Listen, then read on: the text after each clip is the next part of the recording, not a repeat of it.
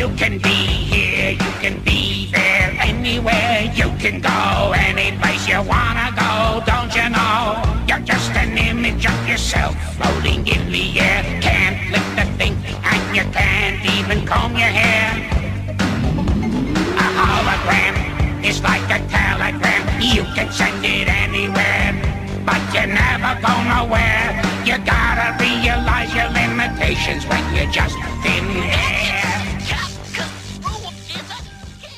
Hello, and welcome to this movie review podcast. I'm your host, DeoxysPrime, and joining me today, we got OmegatheRobot. Hello. We got Frank. Hi. We got Invader Matt. Hi. A.K.A. Matt. And we got DL. Hello. Alright, so... Did you really have to put his fucking A.K.A. Matt after Invader Matt? Listen, people might get confused. Yeah? You gotta clarify. So who wants to clarify why we're here today? Well, we're here to talk about... Job? Fuck. What? Everyone talk at once, please. Sorry. That's very clarifying. We're here to talk about the most Kino Star Wars movie ever. Oh my god. Ready Player One. You mean Rogue One? Oh no. No, we're gonna talk about Star Wars Episode 8, The Last Jedi. And if you're listening to this and you have not seen the movie, you should probably not listen to this, because we're going to spoil the fuck out of it. You probably shouldn't listen to this anyway. Yeah. I mean, no one's going to listen to this anyways, but... We have a solid 300 viewers. I don't know how many of those are Russian bots, though. Oh my god. Just like all those people who downvoted the movie on Rotten Tomatoes. Oh my god. Did you hear about All that? They have to be Thank you, Russian Putin. bots. There's no way that there could be this many people who don't like our movie. There's just no way. It's all the Russians. It's always the Russians. I bet the Russians are behind this. Did the Russians kill Snoke? Was Kylo Ren Russian? Oh my god. Well, we're not going to jump into that just yet, but... Spoilers. Spoilers. So, for a starting off point for this podcast, I would actually like to talk about the second act of this movie. We're going to start at the second act? Yeah, we are, because the first act is largely uninteresting, except for, like, Space Leia. And the third act has a lot of good stuff in it that we'll get to. But I think that the second act of The Last Jedi is the one... It's going to be the hill that this movie dies on for a lot of people, and I would be one of those people. So the second act of this movie has a lot going on, and there's like three different story threads all going on at the same time. Like you have Rey training with Luke, which feels completely divorced from the rest of the movie. You have the First Order engaging in like a very limp space chase against a rebel cruiser that goes on for like 16 hours. And then you have Finn and Rose crazy journey to Casino Night Zone that may be the worst thing in any Star Wars movie, bar none.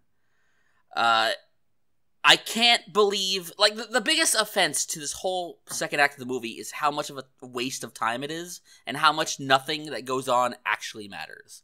Like, the whole trip to the casino is pointless, it results in nothing, it goes nowhere, and the only reason it happens is because Admiral Tumbler didn't explain to Poe Dameron what was going on, causing him to overreact and send Finn on this wild goose chase because the movie needed to give Finn something to do because he had nothing else to do.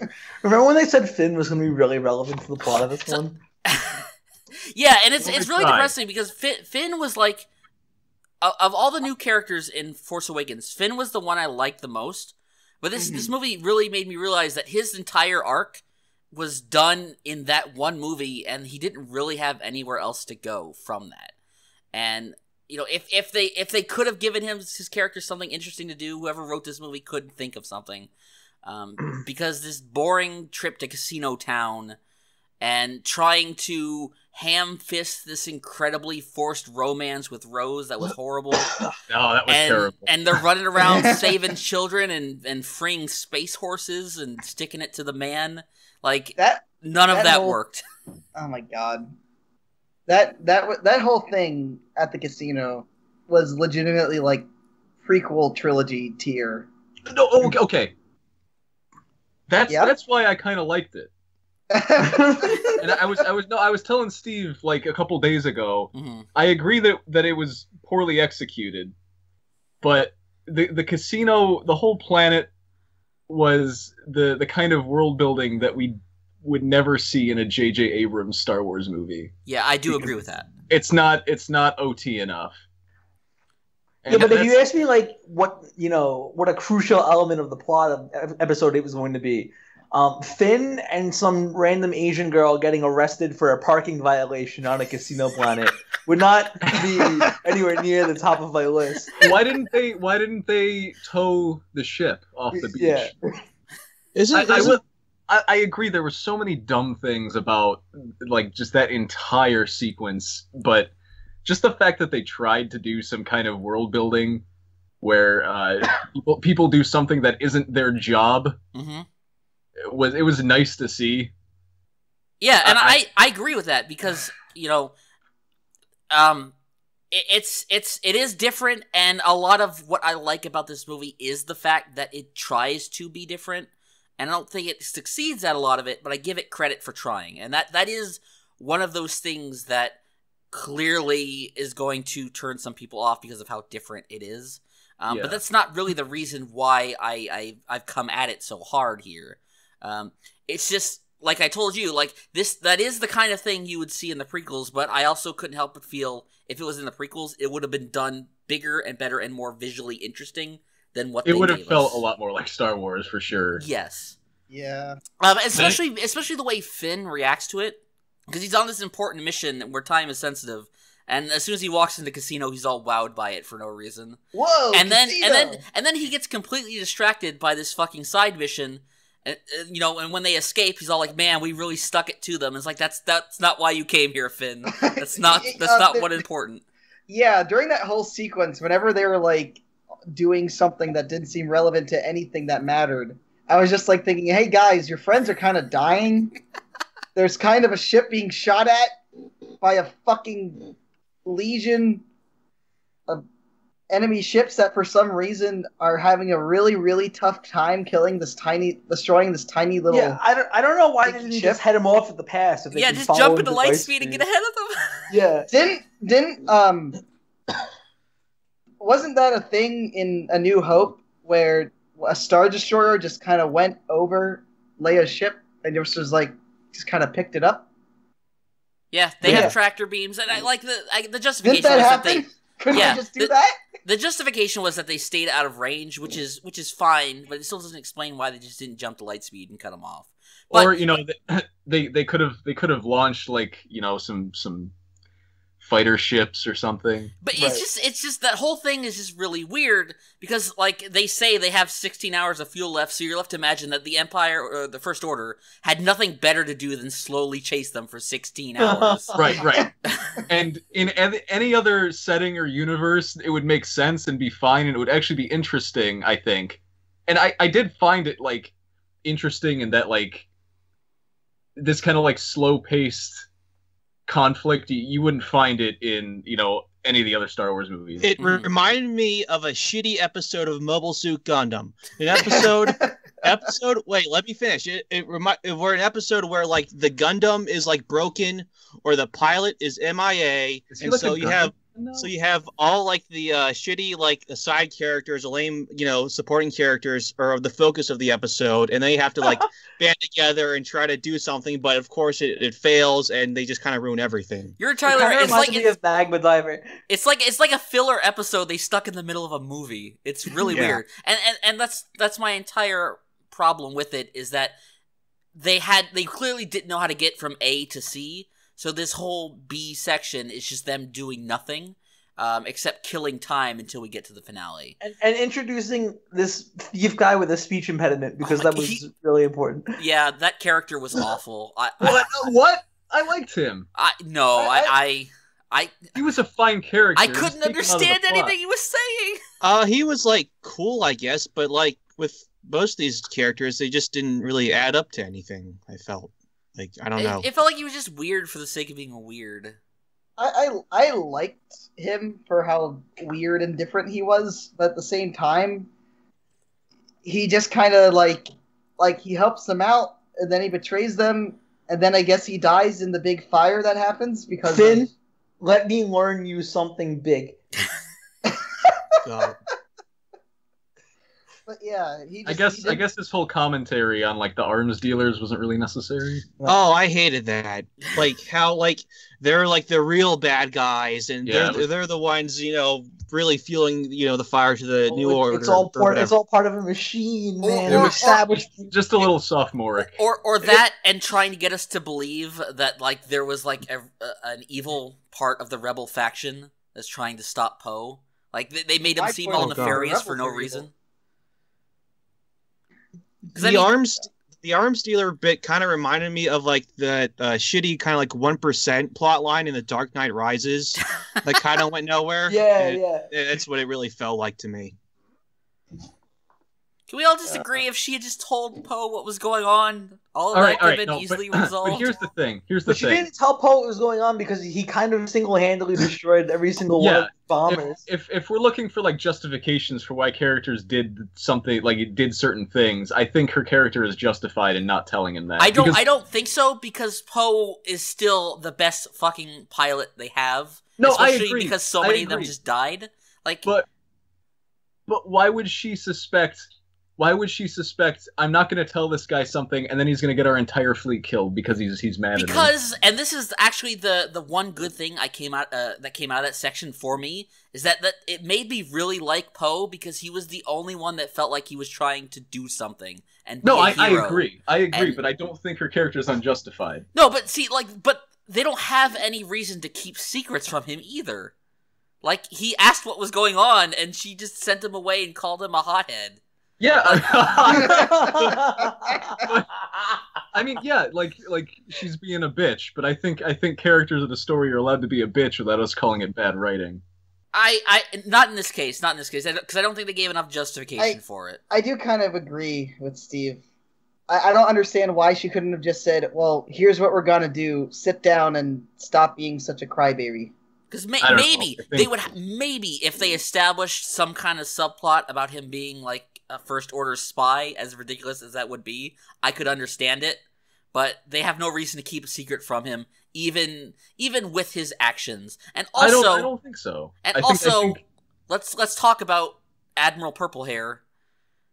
Why did I'm really confused that they tried to make it seem like she was a big important character that we had known before, and that she had this important relationship with Leia that had never been established that happened before. A couple times. She's in the books. That's why. Oh god. She's in the books? She's in the books. Oh god. Doesn't the EU not exist anymore? No, not with the new Star Wars canon. Everything There's is new canon now. Boy. Yeah, and you know what? I can understand it a Why bit better. Why is Star Wars turning into Halo? But see, I like that sort of thing where there's winks and nods to other things that's going on in the larger universe.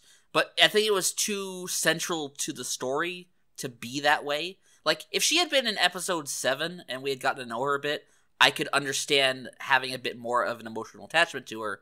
But the whole thing with her character just did not work at all. Like I said on the boards, I dislike her more than any other Star Wars character ever. I think you were supposed to dislike her. But you were supposed to dislike her. Yeah, but see, that's the thing. I don't like that kind of storytelling where it's like you build up this character to be unlikable, and then you pull the rug out and see, haha, you're supposed to like her all along because she was actually a good guy. It's like you spent all this time making me dislike her. That doesn't just go away because you. I don't know if they were trying for that. They absolutely were. I don't know. Well, if they necessarily were. She was unnecessarily confrontational. She was kind of a cunt, but in the end, she kind of redeems herself a little bit. Are you just laughing because I said cunt? Yeah. I mean, well, no, but like that's the thing. Like in real life, people who work together are cunts to each other. I'm not. They are. It's but easy these to are the spend good my guys here. I feel like the character is kind of unnecessary. Like you could have just had like Leia do all the stuff she does. I think that would have been good too. Yeah. Yeah, like that's what a lot of this movie just adds like a bunch of these characters like that new like we were talking about the Benicio del Toro character, which is kind of like pointless. Like I don't know, that was kind of like my main gripe. Like there's just a lot of like Steve was saying, like filler, with this movie. Like they could have gone to that casino and gotten the actual code talker, and it would have been just the same. Yeah. I guess so. Really, at the end of the day, they just needed another, we're going to sneak on the ship in this last-ditch, barely explained plan to destroy some kind of mechanism. Like, that's been such a staple. The flux capacitor. Yeah. And they also needed an excuse to have Finn fight Phasma again, because we needed an excuse for Phasma to come back. How did she survive getting shoved out of the fucking, airlock? There's some stupid extra canon thing that she has a comic, I think, that explains that. Oh, okay. I thought they put her in the trash compactor. They did, and then she got out, and then she pawned the blame off of someone else for taking down the shields. Oh my god! And she got off scot-free. Of course she did. Can we talk about how the First Order is fucking the most retarded pretty dumb group of villains in the history of cinema? I just realized it's called the First Order. I've been calling it the New Order this entire time. I keep accidentally saying that myself as well. Well, they are white males. Oh my god. Woo! The very beginning, I guess, or is it okay if we jump back to the beginning now? Yeah, whatever you want. Go ahead. We're gonna make this a Tarantino. Where Star Wars makes a very daring choice to begin their movie with a Yo Mama joke. Oh my god. Yeah, what the fuck was that? The humor in this movie was so bad. And a fucking Saturday Night Live sketch. What was that whole scene? Yeah, that was a little tonally strange. Weird?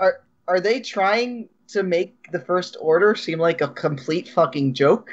I mean, a lot of the humor in this movie comes across as something I would see in one of these Marvel superhero movies. No, because Marvel movies are funny. This is just not funny. There are so many quips in this, and it doesn't really work out as well. It doesn't fit. Fuck? Am I on fucking Bizarro World right now? This is so much better than fucking cape shit quips.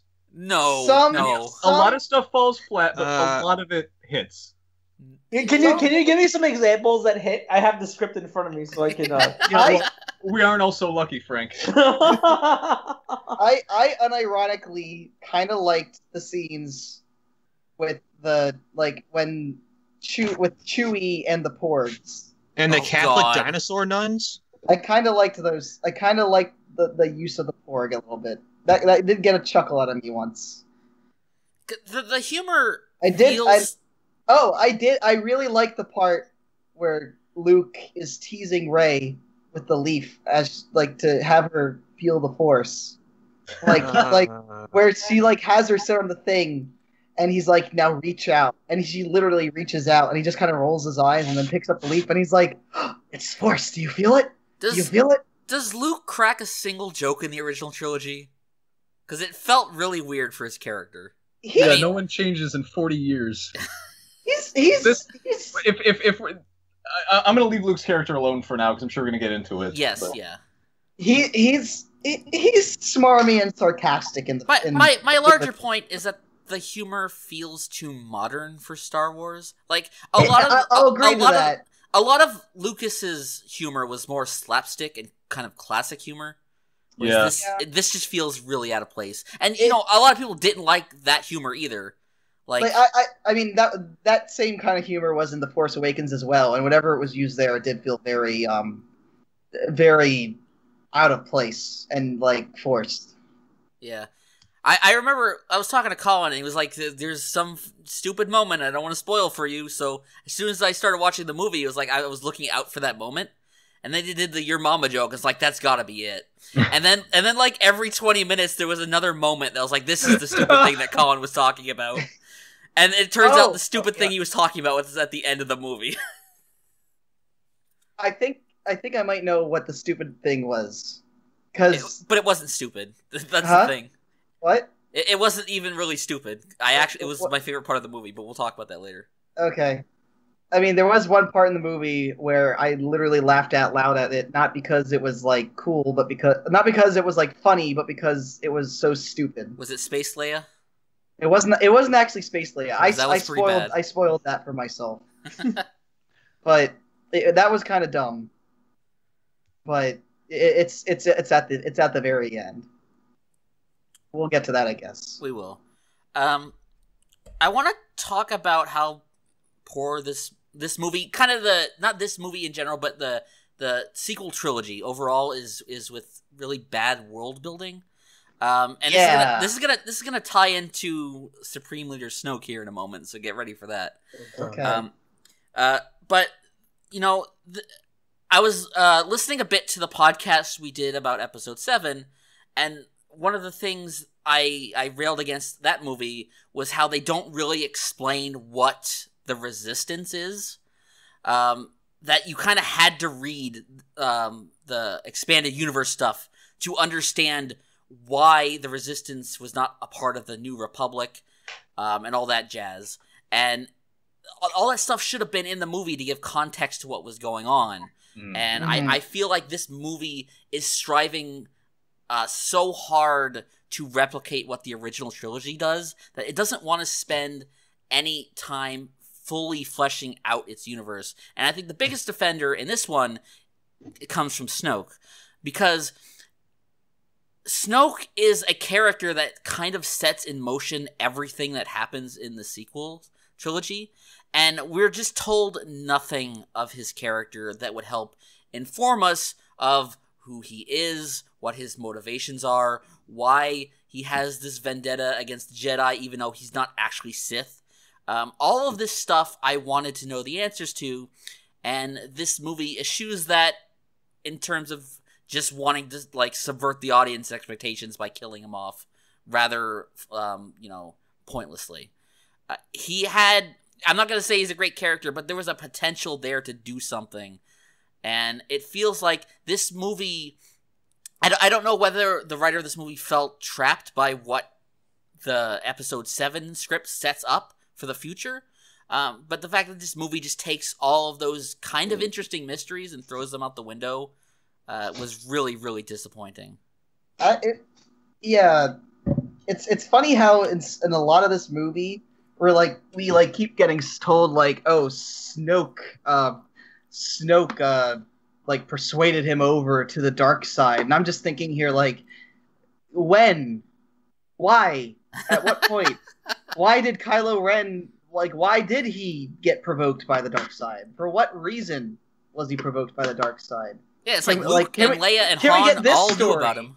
It feels like we're getting it kind of feels like we're getting the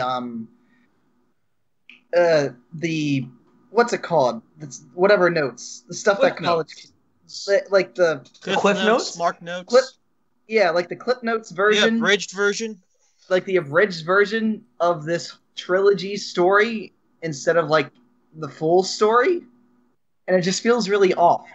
So many. The reason why they did that in this movie was because they wanted to make it ambiguous whether, because you have Luke's side of the story and you have Kylo's side of the story, and they both have very different perspectives on what happened. So it wants you to kind of form your own opinion on it. But there's only one perspective. So right. Why can't it just be that? No, I know that, but they want to paint it in such a way that, and this will tie into, I guess, general complaints about how they portray Luke's character in general later, but they're both kind of unreliable narrators giving their perspectives of the same event. And as you hear more from those characters, the story comes out, right? Initially it's Kylo, I sensed darkness in him, and I went to confront him, and then he betrayed me. And then you hear it from Kylo, and Kylo's like, oh, he tried to kill me in my sleep. And then Rey confronts Luke about it, and Luke's like, oh, I didn't try to kill him. I went to go check on him, and I was overwhelmed, so I turned on my lightsaber in a moment of impulse, and by then it was too late because Kylo saw it. And it's the story keeps shifting. You never get one definitive version of the events. I mean, the last one was obviously feels like the most truthful one. Right. But like, I mean, I'm not even talking about that. I'm talking about like how did Snoke provoke him? Like what? Like what led him to initially turn? What led him down this path in the first place? Oh well, you don't even get a Cliff Notes version of that. You don't get anything about that. You don't get anything about that. You have to read the books, Matt. Buy the books. But Buy the comics. I have not read a book since fucking college, and I'm never going to read a book again. So I think the thing with ancient Snoke, Jedi texts. Epic. I think the thing with Snoke is not necessarily that they wanted to subvert expectations by killing him, and I think people, and like us included, I think we approach Star Wars a lot because we're fans of it, and we've all read Wikipedia and shit. I think people tend to approach Star Wars in a way that's different from other movies, in that they kind of consider Star Wars to be a living, breathing world.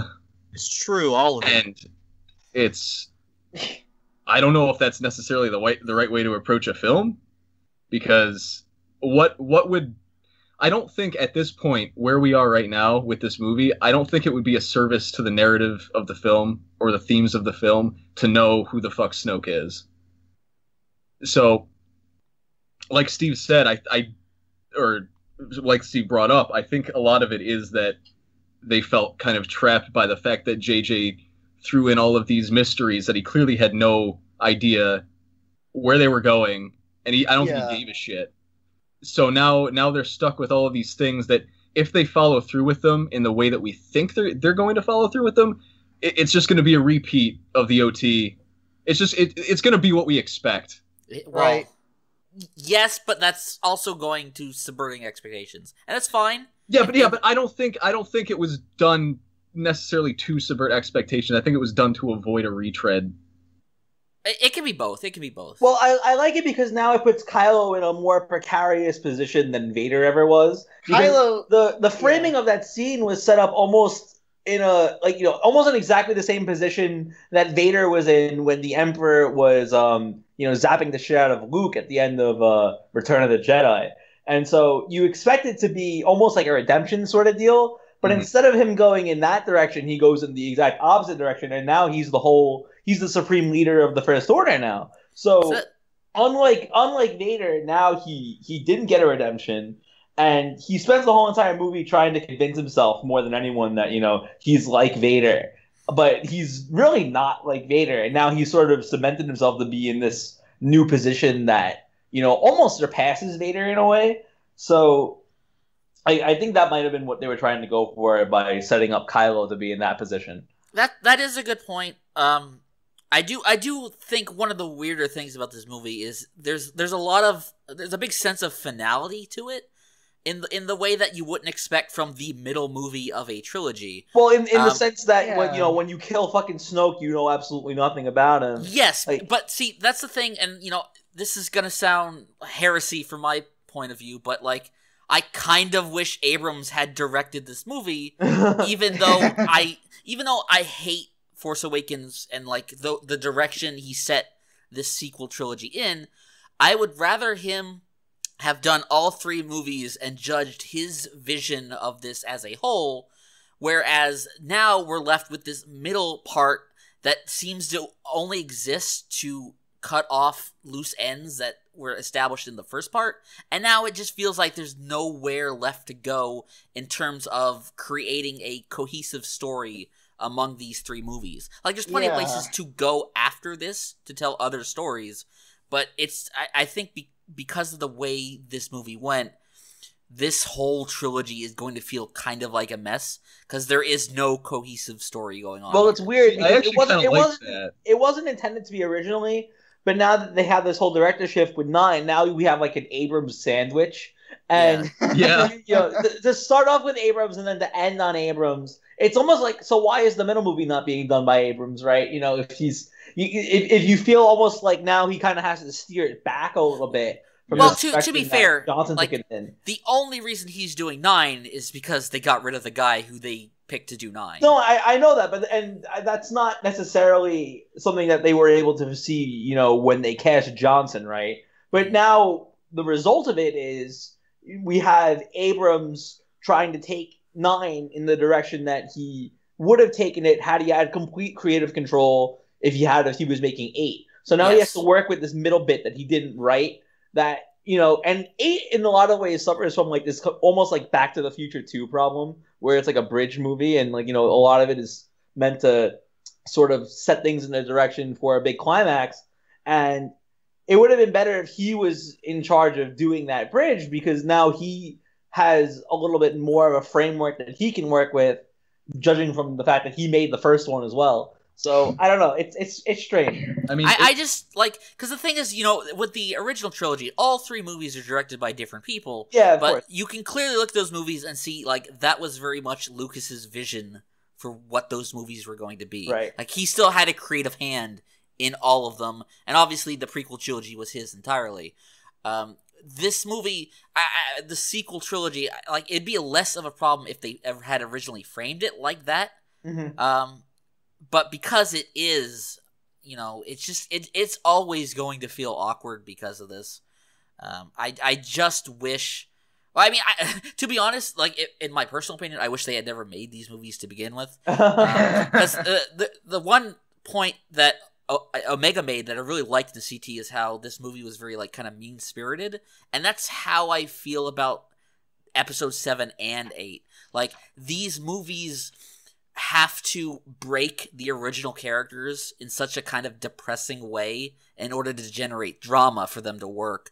None of like for all the shit that's in the old EU, in terms of the stuff that came after Return of the Jedi, all the things relating to the main characters felt like they were the natural progressions of where those characters ended at the end of Return of the Jedi. Whereas this, you have Luke completely secluding himself from the rest of the galaxy and wanting the Jedi to end.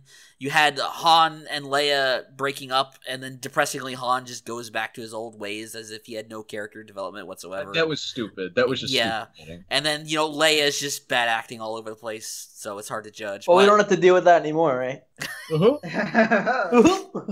I mean, the thing is, though, what do you do? You throw Luke into his Jedi temple, trains a bunch of Jedi, and then, like, every episode is an episode of the fucking Super Friends from now on. What actually happens?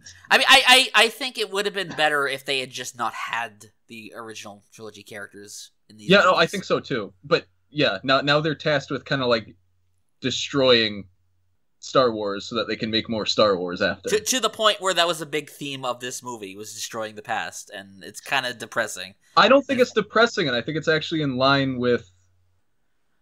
I think it's where we want the series to go.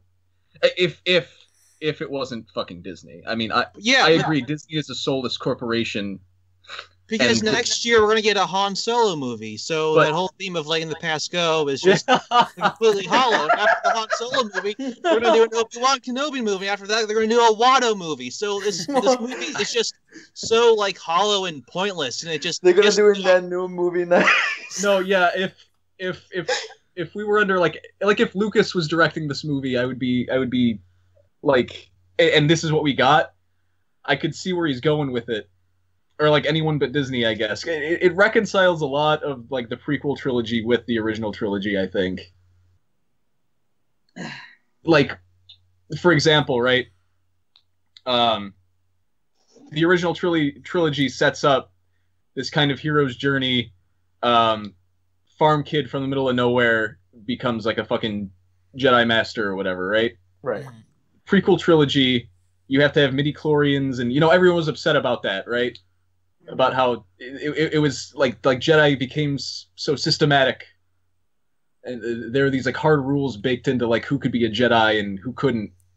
You have kids training in a little tiny classroom. Well, I mean, I've never taken issue with that. I understand. I mean, neither some have people I. do because those movies took out a lot of they revealed the mystery that I don't think people wanted to know. Like everyone's like, I want to know what happens in the Clone Wars and stuff like that, but I don't think people really wanted to know. No, I I agree. I don't have a problem with it at all, and I like the prequel trilogy, and I like a lot of its lore and world building and stuff like that.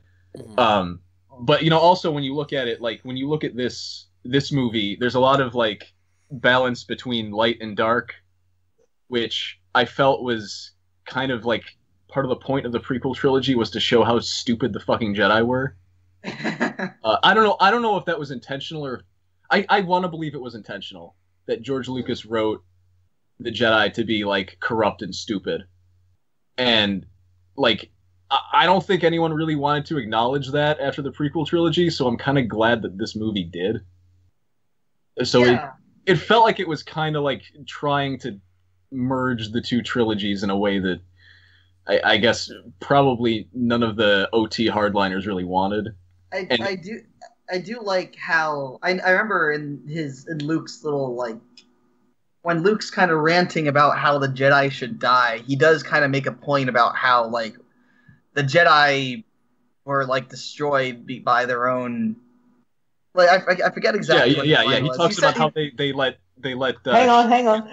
They thought the Force belonged to them or something, but it doesn't, or something. Yeah, and like they were like they had like a lot of hubris, and that's what led to hubris.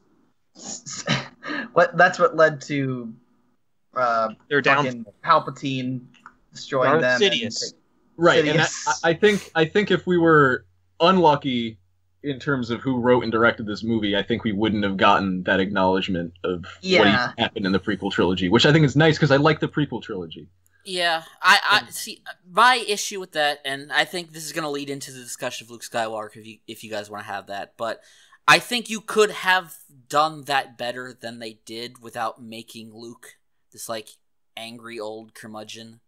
Because Luke in the original trilogy was very much the most hopeful character ever, and I have so little emotional investment in these new movies that it doesn't really bother me that they essentially destroyed his character to get to where they did here. So I kind of accept it as it is, and I think some of the things they did at the end of the movie with how they ended that arc of Luke's character is good. But I still think you could have had him not give up so easily when it came to like Kylo Ren and reforming the Jedi. Because, the whole point about failure being the best teacher and stuff, he failed, but then he gave up. He didn't learn from it until 30 years later, and that's kind of depressing. It's harking back to the Dark Knight Rises. It's what happened with Batman. He just like gave up. And it's such a weird thing to do to these like iconic, kind of quote unquote superheroes is like, suddenly they just, kind of give up and you're just kind of making the story just to, be sad and moody just for the sake of being sad and moody. I think that's just because we have such a meta awareness of the character though. Maybe, but so do the screenwriters. And but like in terms of a plot and a narrative, I mean, I don't want them taking our meta perception of this character into account when they're writing his story.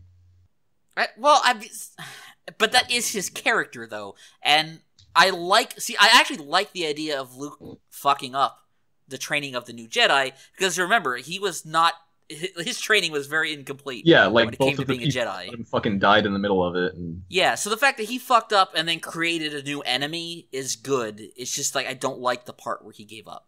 See, the thing is, he gets to the same point with Rey, but it takes way too long to get there.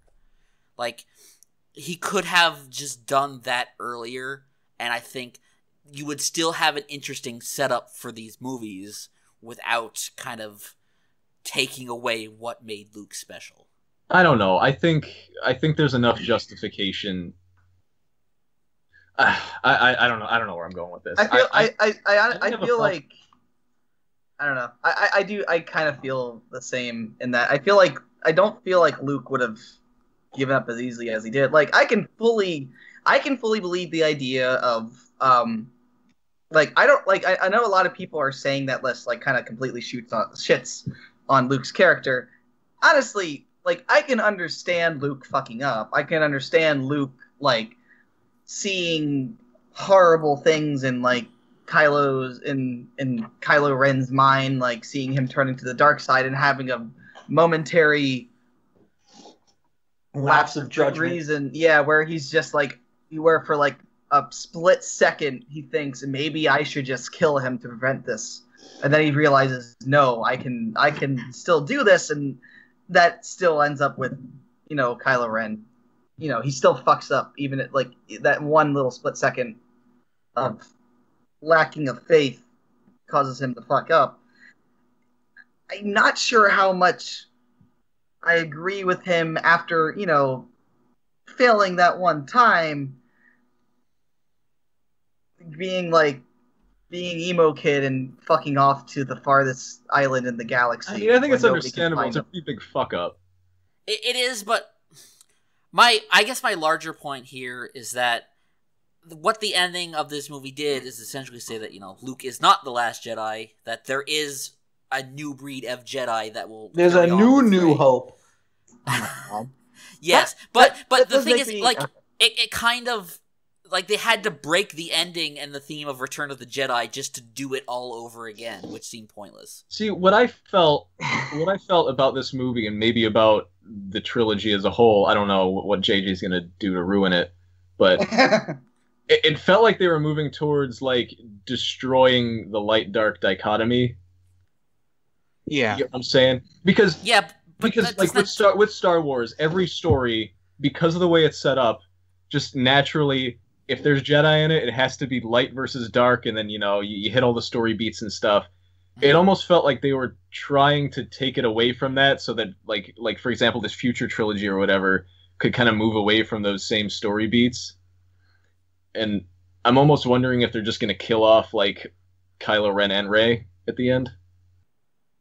You get what I'm saying? Well, yeah, I mean, Daisy Ridley has said that she doesn't want to do any more Star Wars movies after this trilogy, so... kind of, I think that's a hint of what's going to happen. Bite the hand that feeds you. I do think that Kylo Ren was definitely the most interesting character in the movie. I wanted to talk about that a little bit. In that he's not exactly on, like, you know, everything in Star Wars is so, like, black and white, but he's in this weird area where it's like he's not exactly bad, but like he's obviously trying to do evil things, but there's still good in him, which is why, you know, he ends up killing fucking Snoke and fighting alongside Rey for a bit there. Mm-hmm. But then both him and Rey are operating in this sort of gray space now, which I think is a really interesting development that came as a result of, like, the Kylo no Nawa situation that we had, where it's like they're mentally connected now, and it's like, holy shit. Like, that was a little weird. That was a little weird how they talked to one another. Apparently the Force lets you do that now. I thought it was what I thought was weird was the revelation that, like, Snoke, like, somehow managed to engineer that connection between them. Like, how? Which is interesting, but also unexplained. Yeah. Also, it was kind of weird how Snoke was so powerful, but then when he closes his eyes for like a minute, Kylo's just like, "Whoop! Here you go. You're dead now." That was dumb. But and continues to make the entire the entire First Order just continue to seem like a bunch of fucking retards.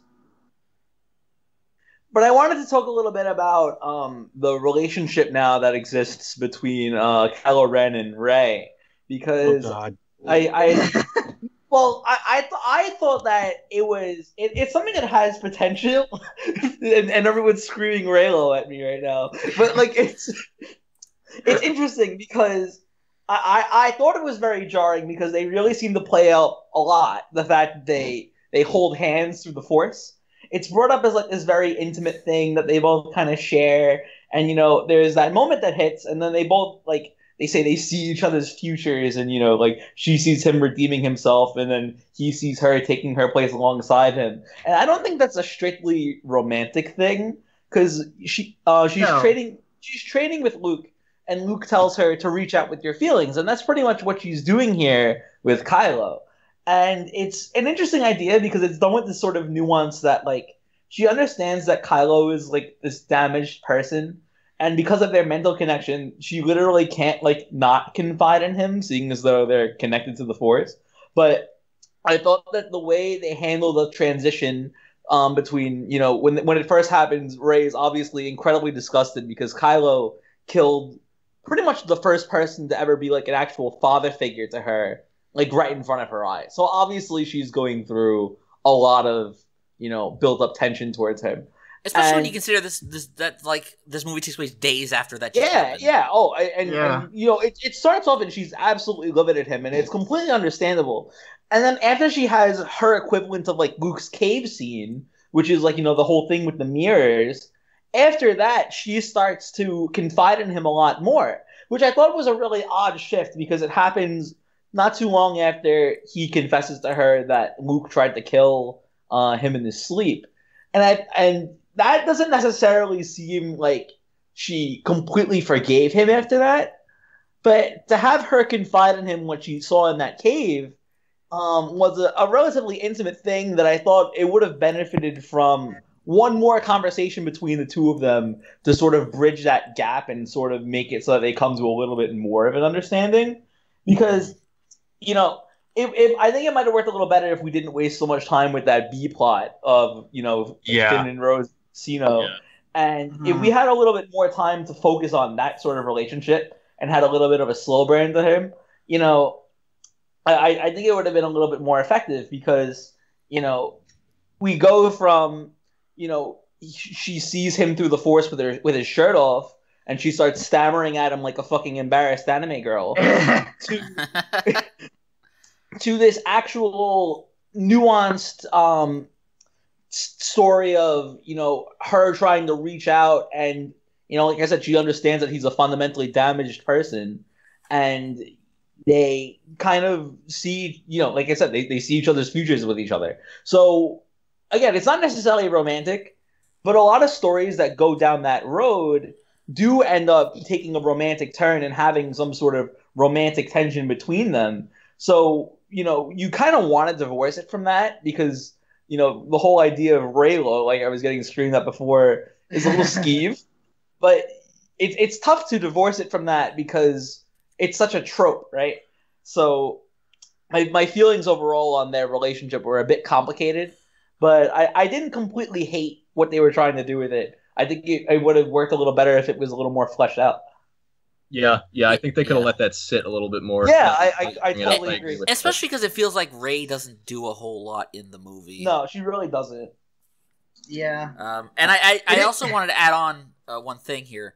One of the reasons why I like this movie better than The Force Awakens is that it is much better at drawing parallels to the original movies rather than just lifting things wholesale. Yeah. Because like the Rey and Kylo dynamic is very similar to Luke and Vader, in terms of like trying to see the light in this person, right? And having that Force kind of communion together. I really liked how well that was done. And it's got some it's got some Anakin and Padme in there too. Yeah, very much. Yeah. So yeah, it does a really good job of not just retreading stuff, but actually making us feel the things we felt before, but in a new way. Mm-hmm. Yeah, George Lucas would be proud. And like even the stuff that's more of an obvious homage, like the end battle, which is clearly a take on Hoth. It's structured much differently in this movie than it was in Empire Strikes Back. Yeah. I mean, it's not like. I'm glad that they didn't. I'm glad that they didn't build a fourth fucking Death Star. Just wait.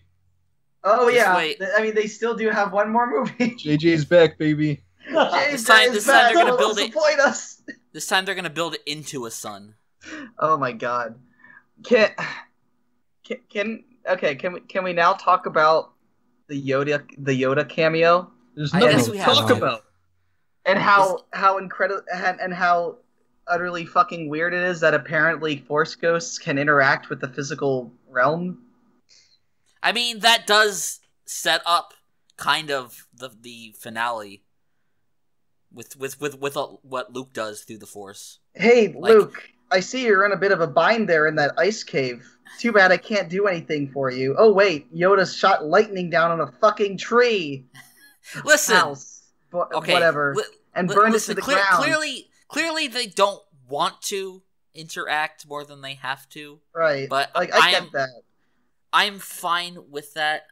Like the whole Force Ghost thing can be horribly convenient, at the worst of times, because like anytime a character needs to know something, someone could just come in from the afterlife and give them the information. Like it can be such a poor screenwriting clutch if they let it be. But I think it was used effectively enough in this scenario. Yeah, I 100% disagree. For me, this was like the worst part of the movie. This is the part where I was watching the movie, it just went completely off the rails for me, and I just was completely disconnected from the rest of the movie. I couldn't really believe my eyes what I was seeing. First off, it's because of the puppet, right? Well, that too. I mean, they used the puppet, which from like Empire Strikes Back, and it's such a like an obvious. I think I used this in the CT, an obvious desperate blowjob to like fanboys, to have it be like, the crappy. Well, I mean, not crappy, but just the, obviously like a puppet, not like the CGI Yoda from like the prequels or any of the newer stuff. But that it was Luke had like, it's a big moment for Luke. It's like, Yoda gives him like this big like change of heart moment for Luke, and that's where Luke kind of turns and realizes the error of his ways, and he goes off to save the day, right? I felt it was kind of just like a random really ass pull for them to do this, to add Yoda, because I think it would have made a lot more like sense thematically and sense in terms of like these new moves to have Luke have this realization from like Rey or like any other like character that has an actual like role in this story. Having it just be Yoda just feels like kind of just really lazy and just a very like Disney-esque. I mean, I think he does. Like, he has the moment with R2. He has some moments with Rey. Yes, but that was a really cool moment, because... But it's like, it's nothing that pushed him over the edge. I do think he needed that extra push. Because... Right, he needed the extra push, but not from Yoda. No, right? But you also couldn't have... Like, Rey had to leave that planet knowing that Luke was not going to help her. Sure. But so Luke could have, like, realized something, like, in retrospect, or I don't know. I just thought the use of Yoda was just not... No, I think there's an argument for that, definitely. That I mean, remember in episode 6, Obi-Wan just comes in and tells him he has a sister. No, yeah, no, so... I like episode 6 kind of sucks in retrospect. And when we're talking about Force Ghosts, I mean, I think, like, Force Ghosts are like that, like, Japanese mysticism where you don't really fucking question it. You don't try to apply logic to it. Just leave it alone. Like, I guess if they can burn down a tree, they can burn down a tree. Who gives a shit? Just leave it alone. The entire concept, like, I feel like they could have just taken that scene completely out of the movie and it wouldn't really have mattered that much. Like, maybe have, I don't know, maybe have Luke kind of have Luke have a realization that he's being stupid. But you don't need Yoda to appear. You don't need ancient Jedi texts. I like the ancient Jedi. Why are we obsessing about the ancient Jedi texts? Yoda, let me. Yoda literally says, like, in fucking Empire. In Empire, like, he's basically saying the Force is all. It has nothing. Like, the Force is about everything that surrounds us and whatever. It's not about. It's about like this like kind of supernatural realm. It's not about your physical being. It's about everything else around us.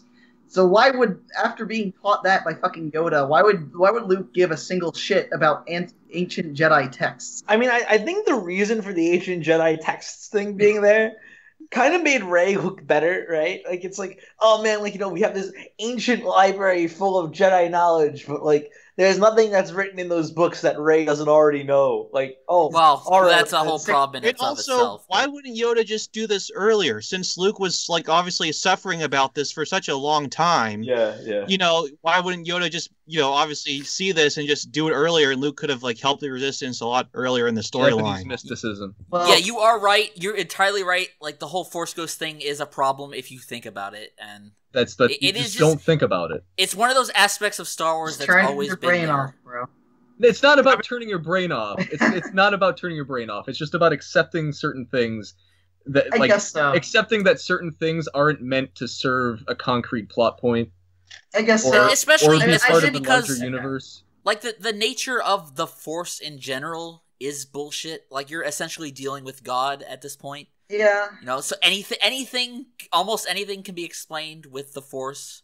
So there is a certain level of you kind of have to accept this for it to work. Well, I sometimes I just can't. I'm sorry. No, I get that, and like there are cases. I do agree this probably could have been handled better, but I would at least put forward that there is a precedent for it, so that it didn't feel as completely out of the blue as it would have been if those Force Ghost stuff hasn't happened in the original trilogy to begin with. It just felt like so kind of rushed, this kind of part of the movie where things are just kind of like just happening, and there's no like real build up or anything. Like, he just kind of like Luke just goes up onto the Millennium Falcon, and then he like sees like R2, and then Luke literally says, "R2, there's nothing you can do that will make me feel any better than I do right now."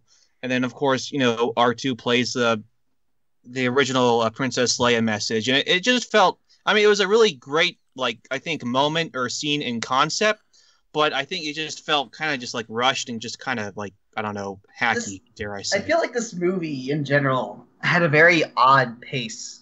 Yeah. That made it feel really weird. Like, the structure was all over the place, and it felt like it got to the point where it kind of like felt like it was just like jumping from scene to scene without any real proper transition between them.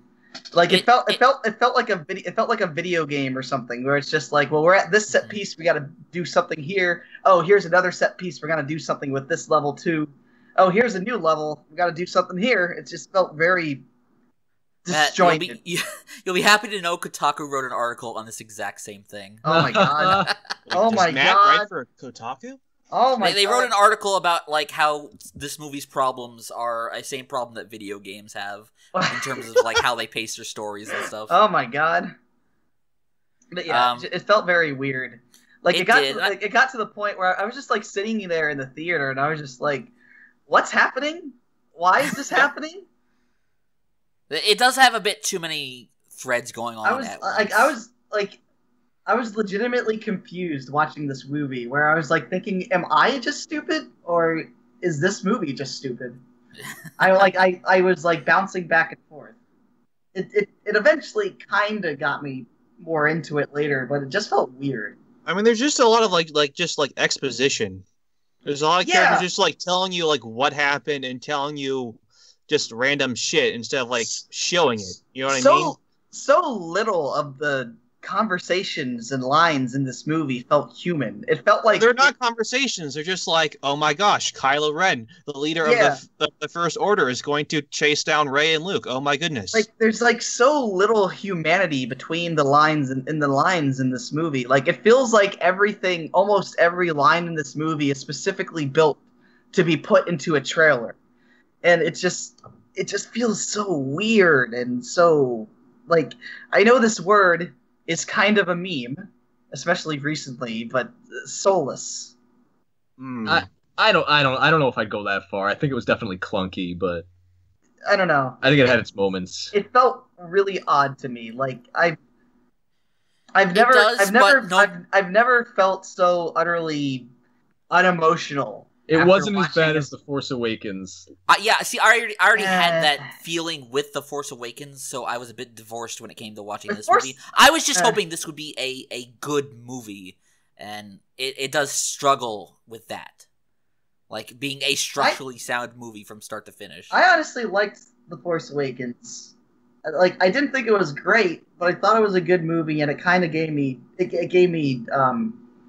faith that maybe they won't fuck up the rest of the trilogy. And then after watching this movie, I was just like, now I'm not so sure anymore. Well, with what Steve said, this movie felt like the part 3 of a trilogy. Like, it's so final, like, it kind of just, like, flatlines at the end there, and there's nothing really, like, built up or anything really you're kind of, like, waiting for or what's going to happen next. It just kind of, like, ends. And if this was, like, the last movie of the series, I'd be like, okay, cool, sure, fine. But, like, it's not.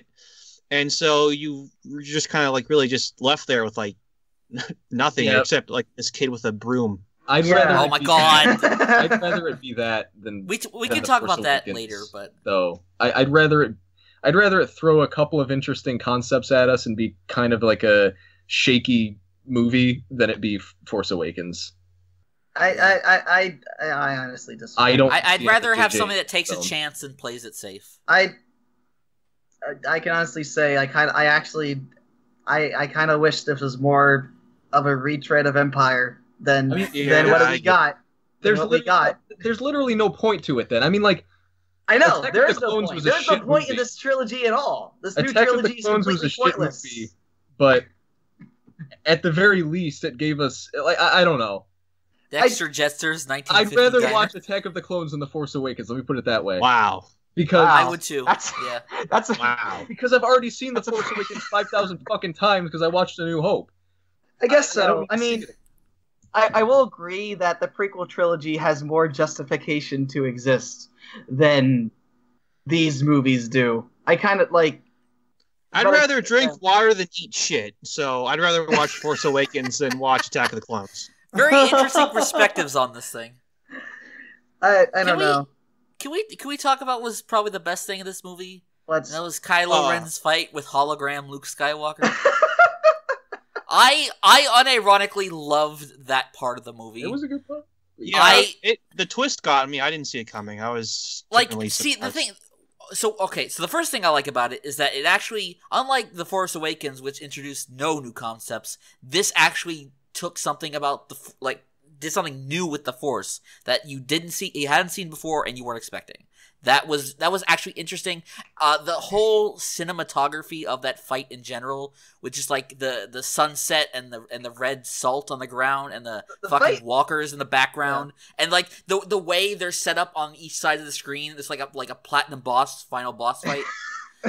I thought the movie was going to end at gorgeous. that part. I thought they were going to do another cliffhanger. Yeah, I could have saw that too. Yeah. Yeah, but like it was just really gorgeous the way that whole thing was shot, and I really like the fact that they gave a fitting ending to Luke, because I would have been really disappointed if Kylo Ren killed him, because then it would have felt like Kylo Ren is killing off all the characters from your childhood, which would have Well, fucking. that's kind of like sucked. his goal. Like that's. His But see, plan. like he doesn't burn it all.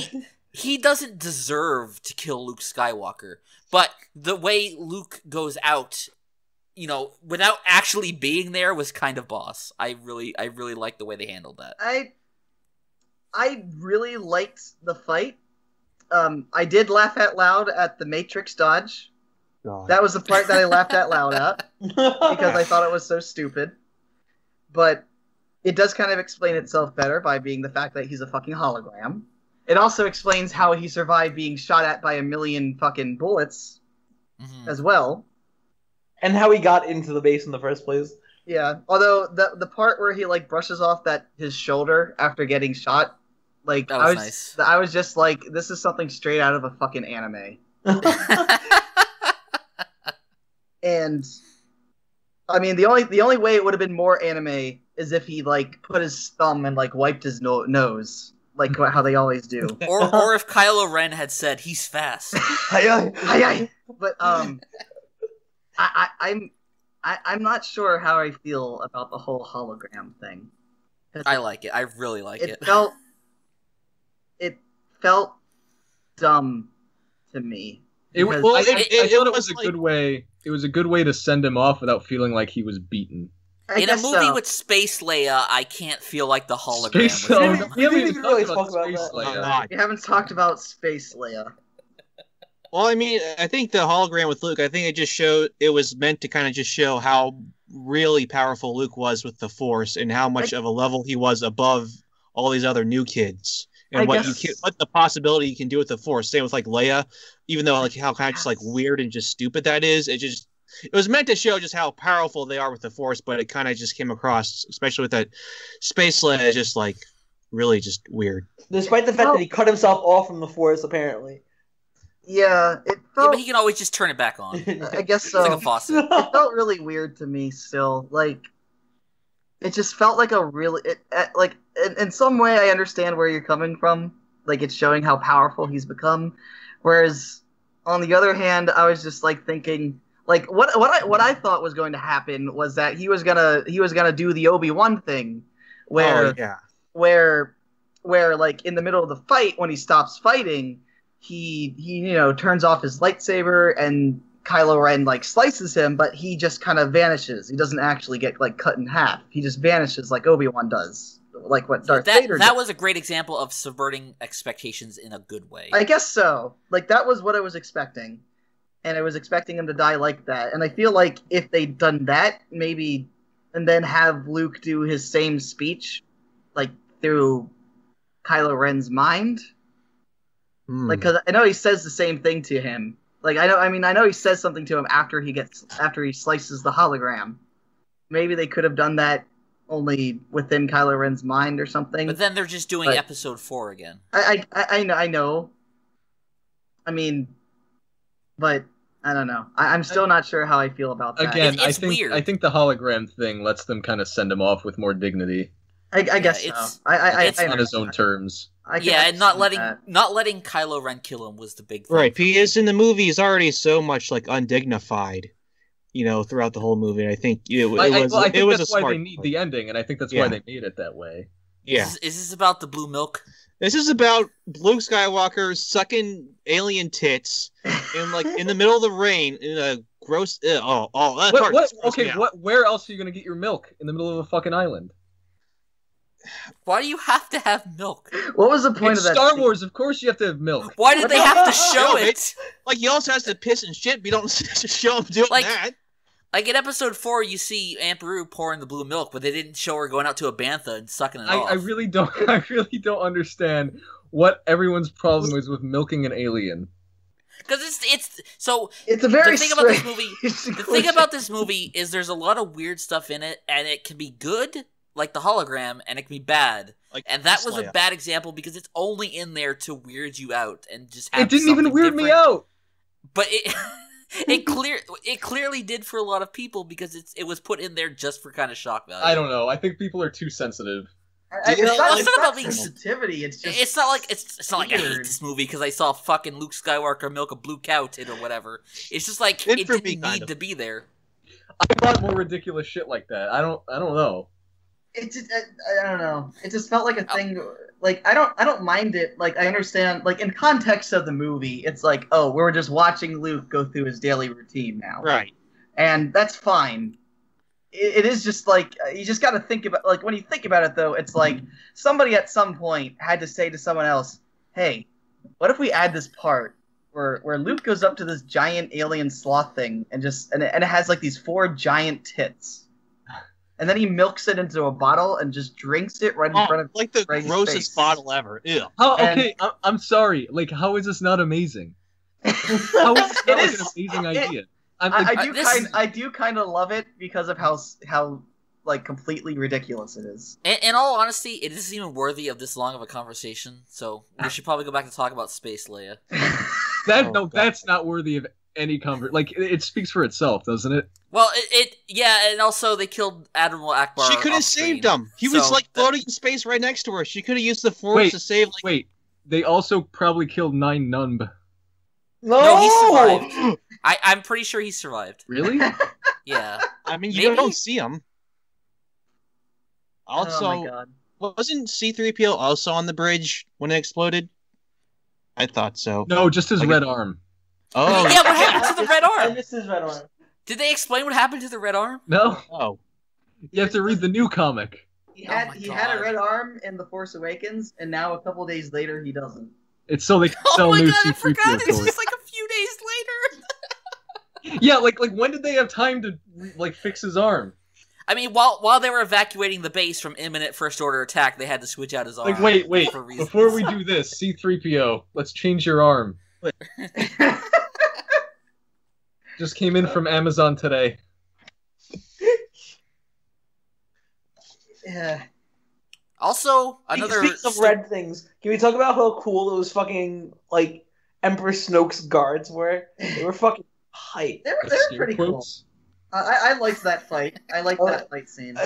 In the initial scene where, like, Kylo Ren is having, like, that conversation, like, early on in the movie, and, like, he, like, stands up to, like, fight Snoke, and then those red guys all just draw their weapons, you're like, oh shit, these guys are gonna get up to something badass soon. And sure enough, they don't disappoint when, Rey and Kylo have their anime tag team fight. Like, One of them has like the lightsaber equivalent of like Ivy's sword from Soul Calibur. Like, I don't know. I like the weapons they use. I thought it was cool. yeah, how they it's cool. It was a good fight scene. Very Hey. cool. Hey, Very. remember the Knights of Ren? I was gonna bring that up. That's in my notes. Initially, I thought they were the Knights of Ren, and I was, I was like, wait a second, that doesn't make any fucking sense because Kylo is like the best Knight of Ren. So They don't even mention them in this movie. Yeah, they build it up in The Force Awakens as being this big thing, and then never mention it at all. I think that's another JJ thing that. I completely forgot. I don't even remember this at all. I thought those were the Knights of Ren. No, they aren't the Knights of Ren. They're like other Force users. Oh, okay. I mean, we still have time, and I mean, at this point in the narrative, I don't know if it's like necessary to bring them up again. Like, you can throw them in a fucking comic or something. I don't know. Even like a reference though would have been nice. Yeah, no, I agree, but because like imagine if they were like a big thing, which I think they probably will be in Episode 9. Like, just to have this missing part is kind of weird. Because where you look at the original trilogy, you had a brief mention of the Emperor in Episode 4, and then he talks to the hologram in Episode 5, and then he's the big bad in Episode 6. Like, there's a nice natural progression there. Right. And I think it would be a good idea. I mean, maybe to bring them back in Episode 9 and have them like play a part, because they're all like kind of like dark side Force users, right? I mean, for all we know, Episode 9, we might just get like this huge whole like half-hour long like flashback, including like Snoke, the Knights of Ren, and Kylo and Luke training and stuff. But I mean, at this point, the movie, this trilogy is so like untrustworthy. I really have like no idea if they're gonna even bother continuing with that stuff or what. Even if they did, it would feel like too little, too late. Yeah, because it's just like poorly structured now. This feels very Like, it would just be like. If they had to do it, it would be flashbacks, which would kind of drag down the flow of the movie. Right. This whole trilogy so far just feels very sloppy. Like it is by the nature of how it was made. It feels like they're making shit up as they go. I mean, yeah, they are. The original trilogy didn't feel like this. Even the prequel trilogy didn't really feel like. Well, I mean, that's because generally you like. Yeah, like it changed hands in terms of directors, but you kind of had the same people working on it through. But it's also like Episode 4 was just a standalone movie, right. But even then they found a way to continue off of that felt natural. Yeah. Right. And Episode 6 wasn't exactly spectacular. Yeah. So while we're nitpicking stupid little things, we talk about the pointless cameo by Maz Kanata. Oh god, I forgot about that. That was fucking retarded. Wait, yeah, it was. I think that was the worst part of the movie. The stupid alien face woman from Episode 7. Like from with the glasses. Oh yeah, that was dumb. 12 years slave. That was dumb and completely totally inconsistent with everything else. And it was like an anime where like you see like something that happened in the anime and like some like a character's watching it on a TV or something, and like it uses the same angles as like when it had happened previously, like quote in real life. Yeah. And it's like, how is I Maz... mean, I feel like they just that actress who plays that character had like a contract where she has to be in these movies, and clearly the director and writer of this second movie has really no love or care for any of of those lesser kind of J.J. Abrams characters like Maz or Snoke or Knights of Ren or whatever. But as we're kind of the theme of this podcast, he's obviously forced to use them and doesn't really have any ideas of what to do with them. Yeah, and I don't fault him for that because JJ's a huge piece of shit, and his ideas are stupid, and he never does anything good, ever. So he's right, I mean, yeah, he probably could have made. But I thought there was at least like some potential to elevate them or do something with them. But that was my hope. But instead, they just get cut down, and there's not much. There's nothing really else remaining. It's like I think it could have been better, but I don't fault him for what he did. It's like you had a piece of paper with a bunch of shit written on it, but then you erase all that shit on the piece of paper. And you turn that piece of paper back to me, and all I have though is just a blank piece of paper. It's like, cool, thanks, I guess. Yeah, but what was on the paper was fucking garbage to begin with, and I don't want to read it. Damn. Oh my god. Yeah, like mistakes were made, but again, what can you do when you're forced to mop up the shit that was episode 7?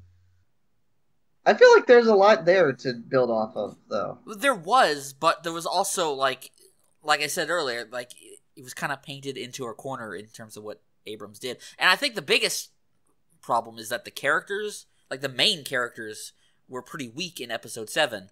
They were. Now that when you get to this movie, like they don't really go off in any interesting places either. Yeah, no, this movie basically, in terms of introducing the character, like it had to reintroduce the characters to us. Yeah, because they were so bland in the first one. But then it also introduced new bland characters, which I hated. Like, did anyone like Rose? Seriously? No. Yeah, what was up with that? She was cute.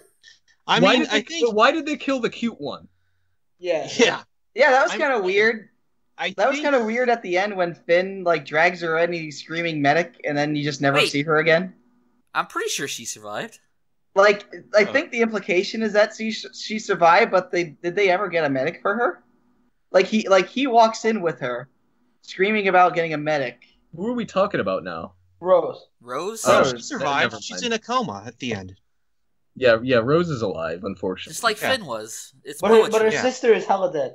Yeah, her sister's dead. Her sister was blown up by like 1 million bombs. Really, what should have happened was her sister should have been that character, but God forbid we have an attractive Asian woman. Roasties might get upset. Honestly, I swear to God, it's a fucking conspiracy. It is kind of weird how we have these like ceremonious deaths for like purple hair and random Asian girl that are supposed to be emotional, I guess, but aren't. I mean, I guess because we don't care about the characters. Like the way Admiral Bitchface hair goes out in like the kamikaze lightspeed attack, that was visually really cool. Yeah. Dumb anime. I also another didn't care dumb anime bullshit moment. I didn't care that it was her that did that. It would have been cool if it was like Leia. She couldn't have like put the ship on autopilot to do that. It would have been great if it was Leia. Yeah, but I guess they felt like they couldn't kill off both Luke and Leia in the same movie, even though in retrospect they probably should have. Yeah. And the thing with Luke is he can obviously show up again. Yeah, I think he will. I think he should be a Force Ghost. I mean, are they all going to show up as Force Ghosts at the end? Like, they're all going to... No, because you have to do a special thing when you die in order to become a Force Ghost. Oh. Unless you're Qui-Gon, who discovered how to do it from the afterlife. That's canon, by the way. Oh my god. So I want to talk about 2 really dumb things about the ending of this movie. One is the lesser one, and I felt like Rey lifting the rocks was a really limp, emotional climax to her story in that movie. Like she lifts a bunch of horribly CGI'd rocks and then drops them to the ground. That's it. She made a path out of the base. Good job. Hey, remember all that Jedi training she went through? Oh, wait a minute. Hold on. She didn't really. She has the same redemption as like Sloth in Goonies. Like, remember? Like, he lifts up all those rocks so the Goonies can like run away. That's what Rey does. Oh my god. She's like, rocks. You guys. The fucking that's one thing I hated that I kind of do want to talk about is how she like I was hoping that Rey was going to go through some training and we would get some sort of explanation as to why she's just able to do this thing she does, but nope. No. Yeah, that and especially the revelation of another mystery that they threw out the window, which was her parents. Oh yeah, they're just. I kind of like that though. Huh? I like it better than some of the others. I might be the only one in the world who does, but I do kind of like the revelation that she's just a nobody. In a vacuum, it would have been fine, but the fact that we went through a whole movie of her being the bestest Jedi in the galaxy... she still is the bestest Jedi in the galaxy, kind of. There's like 5 characters in these new movies that can use the Force, like Luke, Leia, Kylo. 3 of them are all part of the same family, but then you also have Rey and Snoke. And so then, if 3 of the 5 characters are like all like family, and if the Force is kind of like inherent in you, if it's passed along through your bloodlines, then how does it make sense that Rey or this Snoke guy can use it. Like, And I midichlorians. mean, they just have they do have high midichlorians. That's the actual that's the explanation. joke I was going to make, but fine. Yeah, Sorry, no, Ray being no one could have been fine if she went through a more natural Yeah. arc in terms of her powers or whatever. But it felt like they were really building her up, and I think there is still time to maybe say like she is related to someone, which isn't the. I don't want her to be related to someone, but she Yeah, I necessarily don't think I has wanted to be. either. Yeah, I guess She so. necessarily has to be just because of the way they set her up. Otherwise, it'll Yeah. feel like an ass pull. Like if she had just been naturally strong with the Force, but it had been developed over time instead of starting off so strong. Like showing glimpses of it, but not just doing everything Right, naturally. right. That like would've she been did great. Before. That would have worked. But yeah, no, I think my hopes for that are riding in episode 9 that they'll be like, nope, never mind. She's actually Sheev's granddaughter or something. Like the other. yeah. Go ahead, Matt. I was just gonna say, like I was kind of expecting like her to go to Luke's island. Like I was like I'm fine with Luke being like go away, I don't want you here.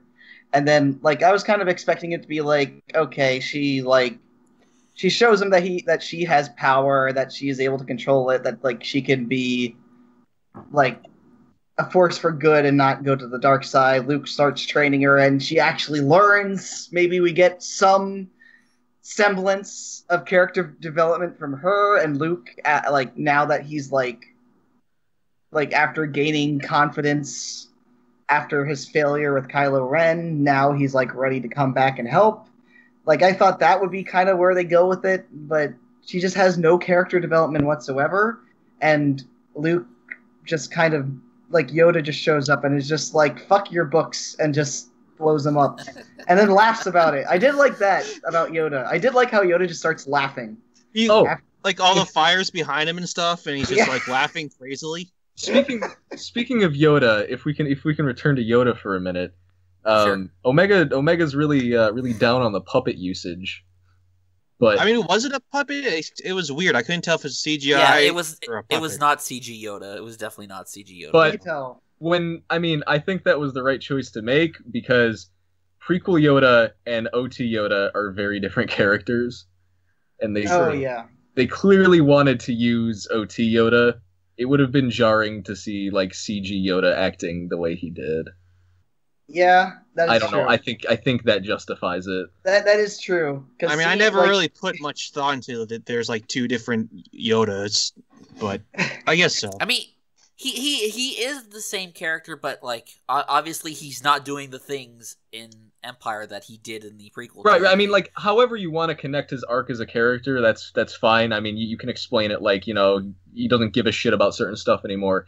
But in the prequels, he's like this kind of like wise, reserved character, and in the OT, he has these fucking fits of like autism for whatever reason. I mean, being secluded for that long will do Right, that. which I right. guess So, like I said, is however a you wanna nice connect parallel them, to Luke. but ultimately, he feels like a different character in a lot of respects. So, it would be there. There it is.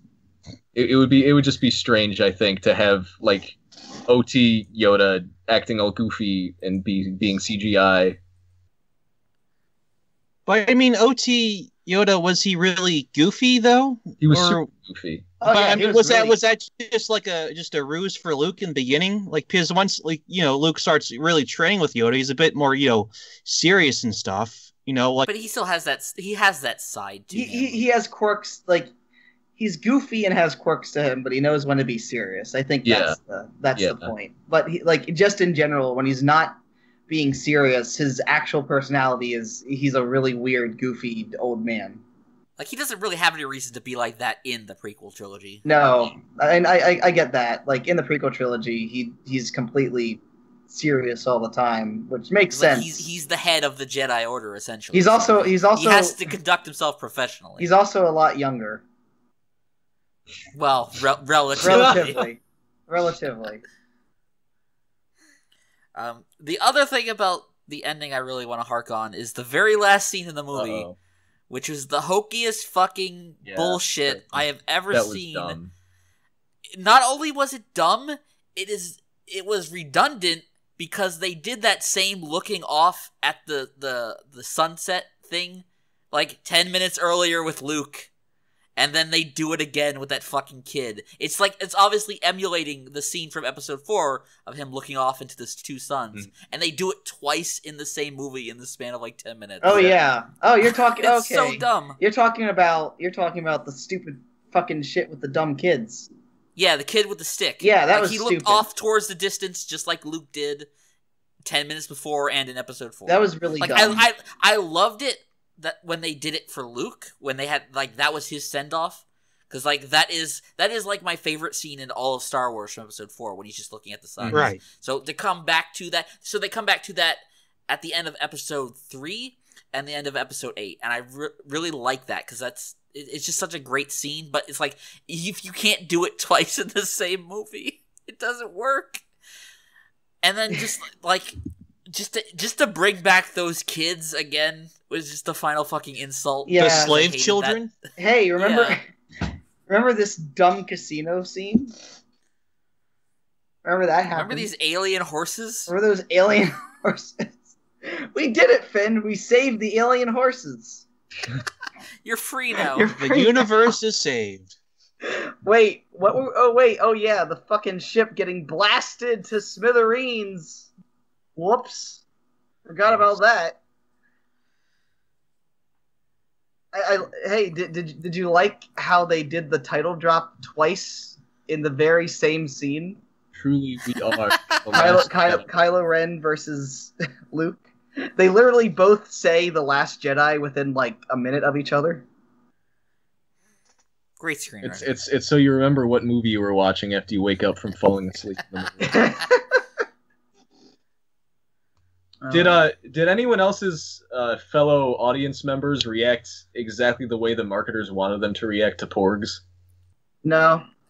No. My audience was completely silent. Mine clapped every. Oh my god! Because anytime a Porg did something silly, everyone would laugh. Anytime a Porg made a sad face, they'd be like, "Aww." I went to go see this at 2 in the afternoon, and afternoon crowds are generally. I saw it at 8 o'clock on the Friday night. It was a bad idea. Yeah. I mean, like seeing a movie with a big crowd who's really into it can be a fun experience, but like only if you're also enjoying the movie. Not for Star Wars, though. I mean, not for Disney Star Wars. Yeah. Where it's so calculated.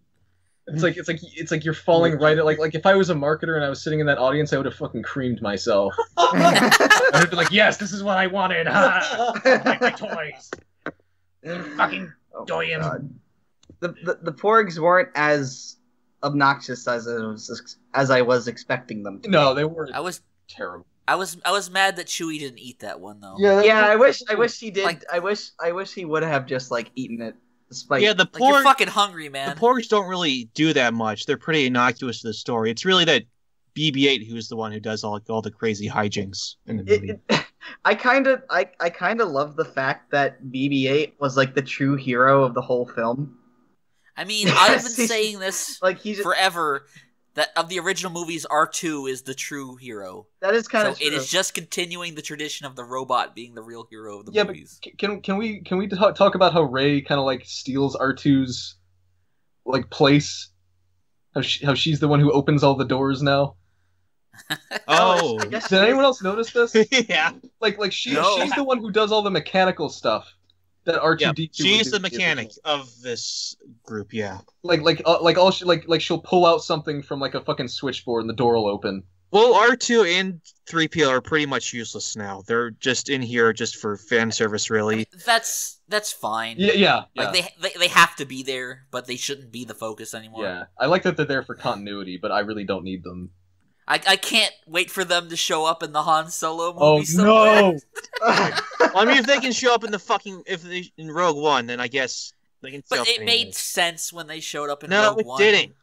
Because it connects right to the beginning of A New Hope, where they're there. Yeah, like you can justify that easier. Yeah, I mean, they would definitely be hanging around the base. Yeah. You know, Captain Antilles owned them. Not Wedge Antilles. Which one? I never actually saw Rogue One, so I have no idea. You're not missing much, kid. It's a good movie. You're missing the quip bot. You're missing the. Hey, I really like that. I would love for one person in the chat to name any one character in Rogue One, like a new character that isn't Jyn Erso. Cassian Andor. How the fuck do you know that? Get wrecked. Ip Man's homosexual lover. Blind guy. Forrest Whitaker. Mads Mikkelsen. Mads Mikkelsen. He sounds like a Star Wars character. Mon Mothma. Collin texted me the other day when he found out the fact that Mon Mothma was responsible for the Republic not having a military in these new movies. He's like, Mon Mothma disbanded the military so there wouldn't be another war, and then he sent me a bunch of question marks right after that. And then I had to explain to him that the reason the Resistance exists is because Leia was ostracized from the New Republic for being the daughter of Darth Vader. What? Ah! This was all in the books, right? This was definitely all in the books. Like that's like so she goes to the Senate to tell them about the First Order, and they don't take her seriously because she's the daughter of Darth Vader. So that's why she has to go form her own resistance. Which also this builds into a problem with the world building is why does the Resistance have to be so small? Like, it's led by one of the biggest war heroes in the galaxy. You'd think she would get more help than just like a few ships and a couple hundred. But she's the daughter of Darth Vader. No, but like, and that's one of my biggest problems with The Last Jedi is that they blew up what like Washington D.C. and then apparently the entire fucking galaxy is in disorder. Like none of the local governments work anymore. The First Order's just taken over. And yeah, it's like the New Republic had no kind of continuity for their government, I guess. Right, but it just doesn't make any logical sense. No, I get you, right. And it's just like the poor screenwriting in general. Yeah, dating back to that's, The Force Awakens. Honestly, I think that's one of the biggest failures of this new trilogy is that like it just does not set up its world in a logical way. Yeah, they're so focused on telling this small story, like that's like comparable to the original trilogy. Whereas in the original trilogy, they didn't focus a lot on the background stuff. But these movies came in with so much baggage that they had to address, but they just refused to. Yeah. So you're left with these questions that don't get answered unless you go read the books. Right. You basically have to, really and even then they're not satisfying because it's like this just does not happen. With like this isn't a thing that governments do. And then you gotta go read books by that guy who puts Z and Zer into God, it. yes, you do. Oh That's my right. God. Like he wrote the books that immediately follow Return of the Jedi and set up who was it, Chuck new trilogy or whatever. Yeah. God damn. And like no one who's writing a Star Wars book is a good writer. No. Like the people who write the Halo books. Oh. Are the Halo books bad? I don't know why I'm asking that. I mean, yeah, do you have to ask? Does anybody else find it really disturbing how Star Wars really is like becoming what Halo has become? I mean, like, I don't really follow Halo that much, so I'll take your word for it. It's very similar in like how things are going. Like Halo, like the original trilogy ended perfectly, Halo ended perfectly, and now we just have to keep shoehorning these dumb Halo games out. Disney has to make these fucking Star Wars shit. So there was an old EU and they retconned it. They did not actually do that with Halo, but the Halo games for some reason have to constantly like be related to the books that nobody read because who wants to read a Halo book? I mean, there is something I think valuable and interesting about creating a bigger universe, but you can't write these movies expecting people to take in every single piece of expanded universe material. Yeah. Right. Like that is just unrealistic. Right. And but the thing I liked about Star Wars, the way it used to be, is that despite being like one of the biggest multimedia franchises ever, it was very much like the creative vision of one person. And you had all the other EU stuff going on, but that didn't really matter. Yeah, you could kind of pick and choose. The stuff that Lucas was doing was the only things that really mattered, and he didn't just do things to do things. He only did something when he wanted to tell a story. Whereas, with Disney now, everything is connected, and it's just going to be an endless process of making these movies. and forever and ever. And it's I love Star Wars, but it's quickly killing my love of Star Wars. Yeah. Like, I mean, I'm not the best person to talk about this because I love the prequel trilogy in a way that almost no one does. Like, I unironically enjoy watching those movies over and over again. But, the experience that a lot of people have where they kind of fell out of love of Star Wars, I never had that. Yeah. And I was more than happy if it kept going like that. I mean, obviously it would have to end at some point when Lucas died, and they would have to figure out, a way to continue beyond him. But, like, if he died and that was the end of Star Wars, I'd be happy with that too. Yeah. Like, I didn't need any more Star Wars movies. I was perfectly satisfied after Episode 3. Yeah, same. I think Lucas had a lot of ideas that were like too big for his own good. I think he's a little stupid in some ways, but That said, I do really, really hate what has been happening recently, where there's been like a huge amount of revisionist history when it comes to Lucas. Like, people are essentially trying to discredit anything good about Star Wars that he had a hand in. Like, whenever you see people talk about the original trilogy, they'll always bring up the fact that he didn't direct Episode 5. Yeah. And then there's this recent thing about how the only reason Episode 4 was good was because it was saved in editing. Right. And it's like, obviously there was a lot of problems shooting that original movie, but, I don't think it was a movie saved in editing. It was a movie helped by editing, but all the good stuff that's in that movie was there in the script.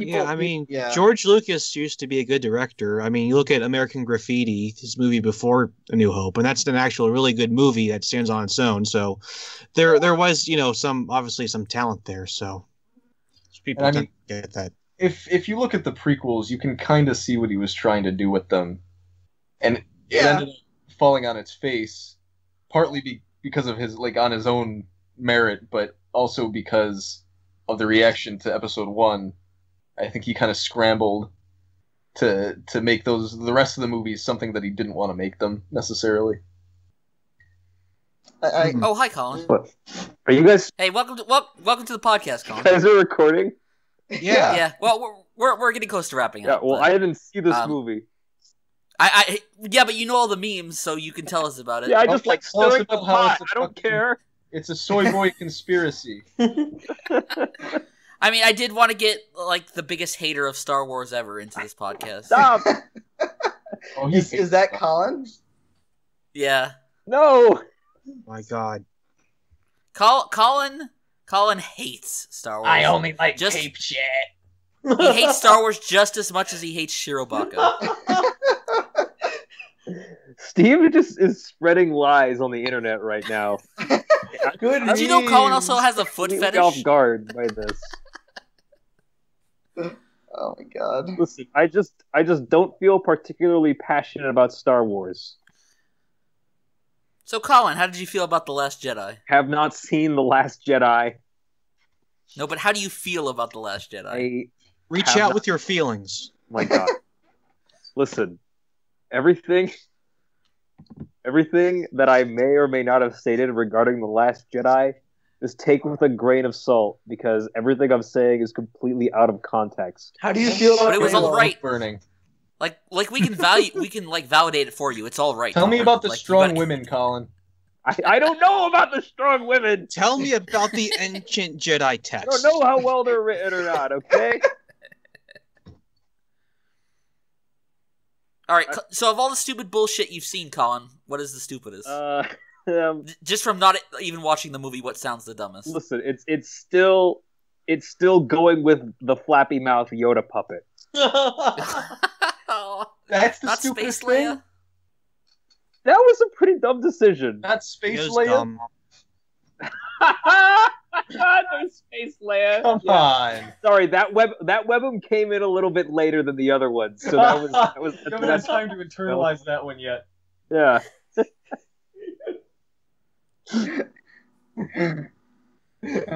People were asking for it too. They're like, "Where's Space Leia?" And it finally dropped.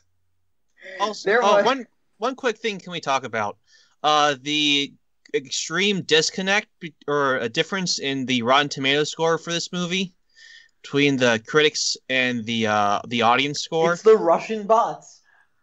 Yeah, I mean, I just thought that I didn't expect that to happen. I thought that was pretty insane. And for those who don't know, I think this movie's sitting at like a 93% for the critics and I think like a 56% for the audience. Lower than the Phantom Menace. Yeah. So I think there are a lot of legitimate criticisms for this movie.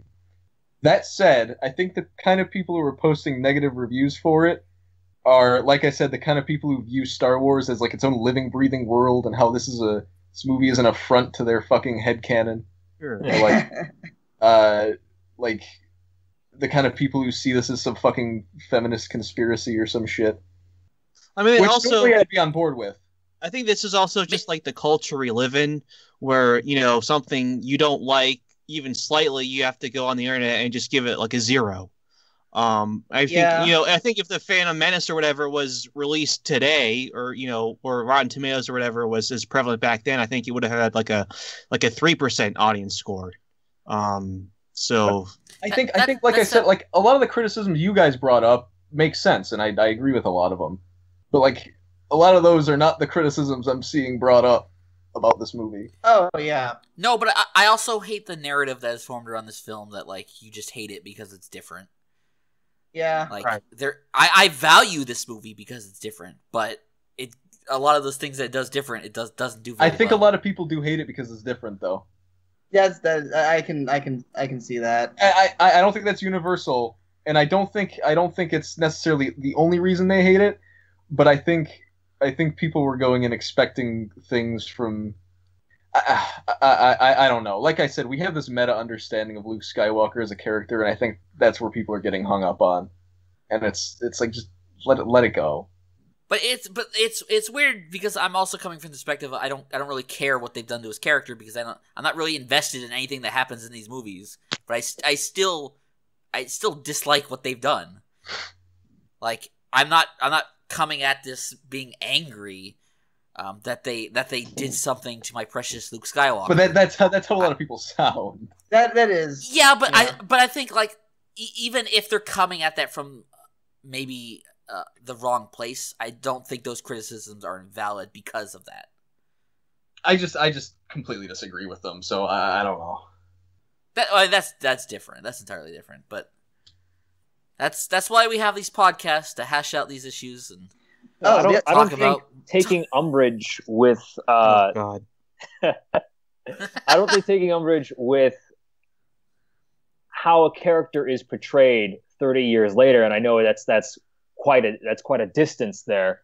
But so much of this movie owes its identity to those other movies, and it wants to tie in closely with where those characters are at now. So obviously, that's going to inform on your opinion and expectation on what is and isn't in character for a character to do, regardless of how much you can assume has occurred in that lapse of time. No, I agree with that, but I think the people who are I think a lot of the people who are criticizing Luke's characterization in this movie have a juvenile, almost like autistic understanding of his character. I don't think so because I don't think Luke's that complex of a character. I think people get him pretty well enough. And, that they may be being over emotional about it, but again, I don't think that's wrong that they feel that way. And I don't think it's fair to characterize everyone who may have an issue with Luke's portrayal as being over emotional. But I only said a lot. Or disliking it because it's different. I didn't say everyone. No, I know you didn't. But guys, there's a lot of autism out there. Can we all agree on that? Yes, it's a very prevailing narrative out there that I just not liked. I will say though, like to tie into what you said, Omega, about like review scores and how like the audience, how like obviously Phantom Menace, not a lot like. There's not going to be nearly as many review scores on that one because that came out in what, like fucking 2002, something like that. 1999. 99. Okay, yeah, I think I'm thinking of Attack of the Clones. But so yeah, obviously, like who's gonna care that much to go on Rotten Tomatoes now and put a fucking score on this movie from Russian bots. From Russian bots, yeah. But then the thing is, though, you look at like The Force Awakens, another like a movie that also has gotten kind of under attack from a lot of people criticizing it, and that's still like what is that at on Rotten Tomatoes? Like for the audience, It's very high. It's like an pretty 8 or high. something. Yeah, it's like 88% positive.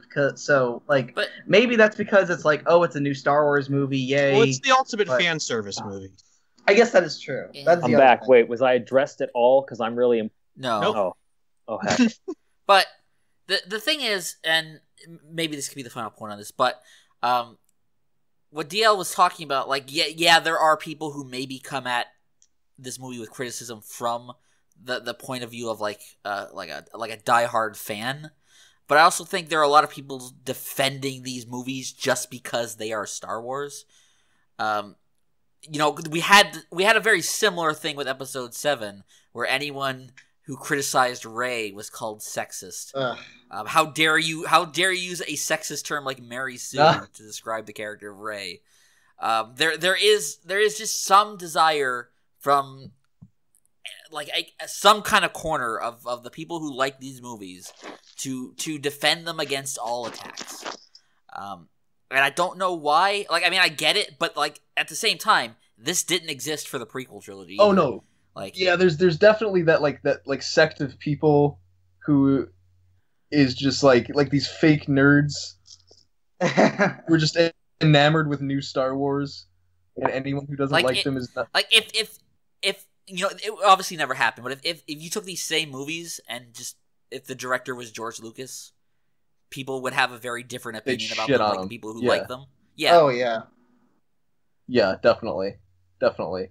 There's a lot of this like taking back Star Wars narrative going on with these movies, and it's it's not really, they're not really taking it back. I mean, it's misguided, I think, and it's just kind of just doomed for failure if that's kind of be your kind of plan for these movies, I think, because it all kind of eventually at the end of the day it has to fall back to that original story in George Lucas, because it is, and no matter what kind of Star Wars movie you make, whether it's a quote unquote prequel or a quote unquote remake, it is sort of just at the end of the day just another Star Wars sequel, I think. Yeah, you are playing by his rules. Yeah. So you know what? Nice try, fanboys and haters, but we're centrists here. Everyone else is stupid. Everyone else is autistic but us. Thanks, guys. Are we wrapping up? Yeah. All we right, are. so I guess so. The last point I want to make is that as a whole, I think the movie was thematically very strong, and I think that's what I was most concerned with. And looking at it thematically, I think it's at the very least, I think thematically it's a much stronger movie than it is in terms of narrative or plot. Yeah, I did appreciate that it did have like an actual theme instead of just like light side versus dark side. Right. That So was very refreshing. I think for people who are more concerned about that aspect of it, I think you'll walk away from this movie feeling better, because I'm that kind of person where like a story can miss a few beats and feel a little wonky and weird, but as long as it has those emotional highs and that like thematic consistency, I'm down. I'm good. And so, as I was saying, I think if you approach it from that angle, you'll walk away from this movie feeling a lot more satisfied. Or there you could be someone from my perspective where I just went in hoping for an entertaining movie and I was bored out of my mind for 2/3 of it. It like this movie goes nowhere and spins its wheels for too much of its running time before it gets to something interesting. And I think that is my biggest takeaway. As someone who not even doesn't really care what happened to the characters in this movie, I just wanted an entertaining movie, and I don't think it lives up to that. Yeah, I mean, I went into this just because I literally only watched this movie because I wanted to be on the podcast. Up to 2 years ago. Yeah. I watched The Force Awakens literally the day before we were doing the podcast, and I liked it. And now I watched this movie the day before I watched the podcast, and I think I liked it a little bit. I think it might be the not kind really. of movie for me that would benefit from a second viewing. Wait, Frank is here? Yeah. But yeah, this movie, like I mentioned before, if Force Awakens gave me some semblance of hope that maybe they'll take this in the right direction, this one kind of completely crushed that for me. Well, man. Overall, I mean, I liked it still better than I do like I don't like the prequels, but I liked it better than the prequels. But I just thought there were just some like really just poor decisions, and just overall it suffered from I don't know what the term is, but it just felt very underwritten in a lot of places, and I think it really did a disservice to like these actors, because I think the acting overall in this was pretty good, but I think it could have been just a lot better movie, I think. Also, please give something for John Boyega to do in the next Pacific Rim 2, here we come. Also, R.I.P. Mark Hamill's acting career. You're never going to do anything again. I'm sorry. He's gonna. I mean, Mark Hamill is not the greatest of actors. True. That's been long established. But I appreciate the fact that he had to do something in this movie that was completely out of character to what he did originally. And that I can appreciate how difficult that was for him, and I think he did okay. I think he did a great job. I don't know. Yeah, I don't. You do know. You do know. No, I don't know. You hold serious convictions right now on this podcast. You do know. To me, he still felt like Luke. He felt enough like Luke that it didn't detract from the movie. Whereas, in Episode 7, Harrison Ford was, just playing Han Solo again, just 30 years later. It was the exact same character. Which was awful. So there was something very comforting about that, but at the same time, he wasn't challenging himself. Whereas I think this was probably challenging. Yeah, and the writers were challenging the character or themselves. I mean, you can look at both of these like Han and Luke in these movies as kind of like two terrible extremes, where Luke was maybe changed too much and Han was not changed at all. It was fucking disgusting. Also, where were the aliens? Yeah, there were like no aliens in this movie. Porgs. There were no Greedos. There were no Bosks. I mean, we saw the There were dinosaur nuns. We saw the midget Jew thing on the casino planet. Yeah. The dinosaur nuns were like weirdly sexual. Yeah, they were. There's a lot of weird things that went on that island. I'm telling you, dude. Or maybe it's all in the books. What really went on that island? I'm just saying. It's all in the ancient Jedi texts. The ancient Jedi texts. Good meme. They open it up, it's just like dinosaur nun hentai or whatever. But no, really, the lack of like original aliens kind of like I don't know. It makes the world feel so detached from the rest of the. It felt very small. It felt like a very small film, which is weird for the middle portion of like a big trilogy. Something about this movie just felt really off. Yeah, it's like Empire is like that too, but it doesn't capture it in the same way that movie does. Mm. Like that movie at least goes to some interesting planets and locations and has interesting new characters in it, where this movie has none of that. Things actually happen. It has. You just have a casino planet that is just one casino in the middle of a forest, and that's it. And that said, the fucking salt planet was nice. Yeah, that was. Has there been a GIF going around of the guy licking the salt yet? Because I feel like that'll be like again very spammable, weirdly sexual. He's like he licks the salt. And he's like, it's salt. Yeah. Oh no, Frank! Frank He got said he zapped had by to the thunder. All right, well, I guess we should probably end it then. I would ask more questions, but I don't want to drag it out any longer. Obviously, you can ask one question. Oh, okay, all right. Oh gosh, this better be good. I had a great one. Okay, so I think from what I'm seeing online, and this is a question for you to either confirm or quell my fears, is that this movie spends a lot of time throwing out a lot of setup from Force Awakens and then doing another separate setup. Yeah. Yep. Pretty much every interesting setup that The Force Awakens has, this movie throws out. In some cases, literally, with you have Luke throwing away the lightsaber at the start of the movie. Yes. See, and so I went into this movie thinking that it would be terrible because of that, but I actually liked it more than I disliked it. I mean, It went too far. It may have gone too far in a few places, but I think overall, like I said earlier, I really don't blame them for doing that. Like, I can really understand why they did that. And I like the idea of killing Snoke off in the second movie, and not having him be the main villain. I like that idea because he's completely derivative of Sheev. Yeah. I just wish that they separated Snoke from Sheev a little bit more, besides just that twist. Because as it stands right now, Snoke only exists for the sake of that twist. Yep, pretty He's much. not the main villain.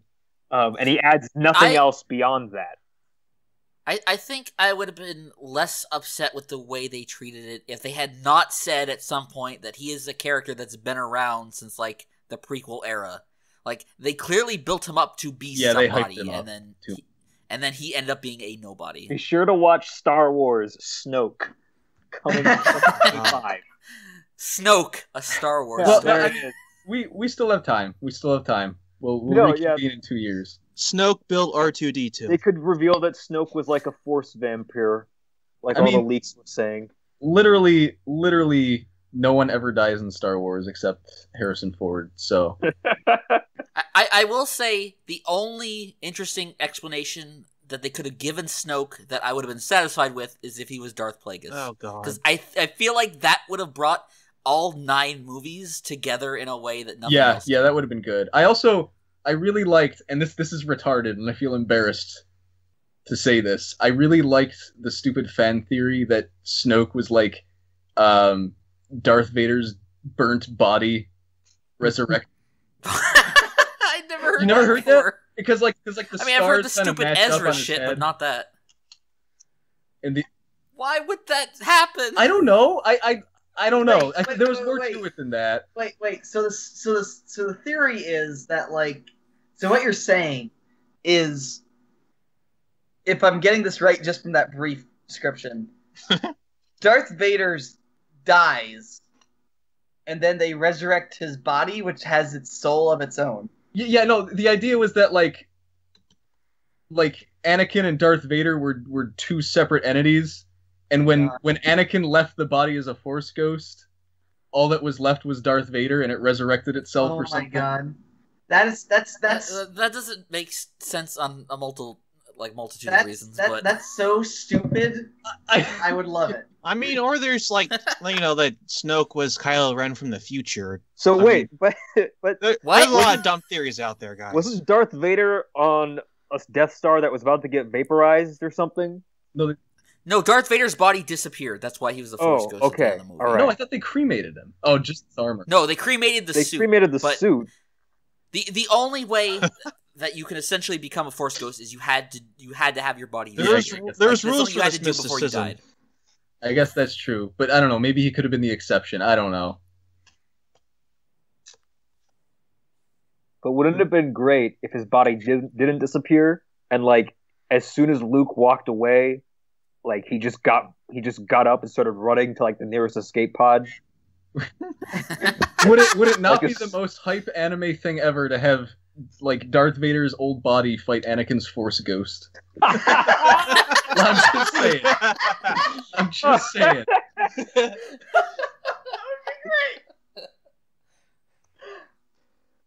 Wow. I think you just spoiled the plot of episode. I wish I did. I wish I did. Jesus. All right. Well, I guess we'll see each other in 2 years, Yep. and not a day before that to discuss the next movie. We're not going to do a podcast for the Han Solo movie? I mean, if you guys really want to, but You guys didn't do one for Rogue One. I think we're gonna be too depressed to do a podcast after that. to be Chewie, honest, like as someone This who big likes adventure Rogue One, reminds me of this last big adventure where I went through character growth and gained a heart, just like a couple months before this. We can finally learn who actually did shoot first. As soon as Collin explained that to me, it just like it just ruined any chance I had of going into that movie with a fresh mind. Wait, I'm sorry. Wait, what? The concern that Han Solo will literally just go through the same character arc in his solo movie that he does in Star Wars. Oh, yeah. Yeah. Yeah, I mean, what other character arc can he go through? Because... Jesus Christ. Jesus, fuck this.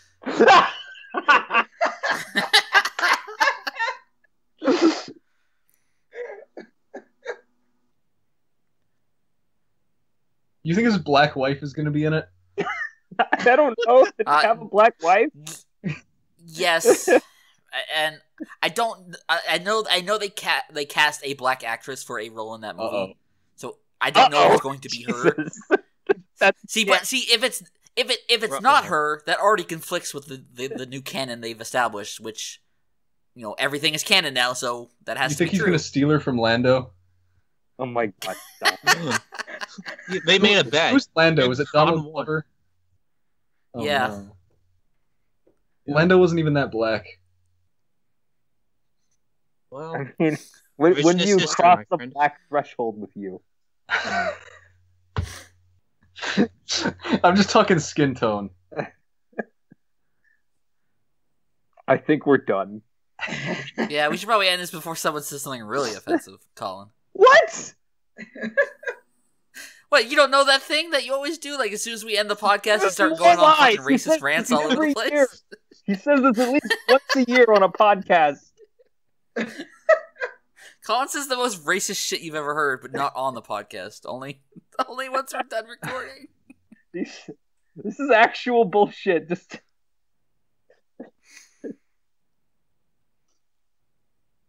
Oh, man. All right. Any final thoughts? I guess where would everybody rank this? I suppose. Oh, that might be a good idea. That might be a good question. Okay, let me give you official Star Wars power ranking right here, live on this movie review. Oh boy, special boy. Number 1 is Empire. Number 2 is A New Hope. Number 3 is Revenge of the Sith. Number 4 is Return of the Jedi.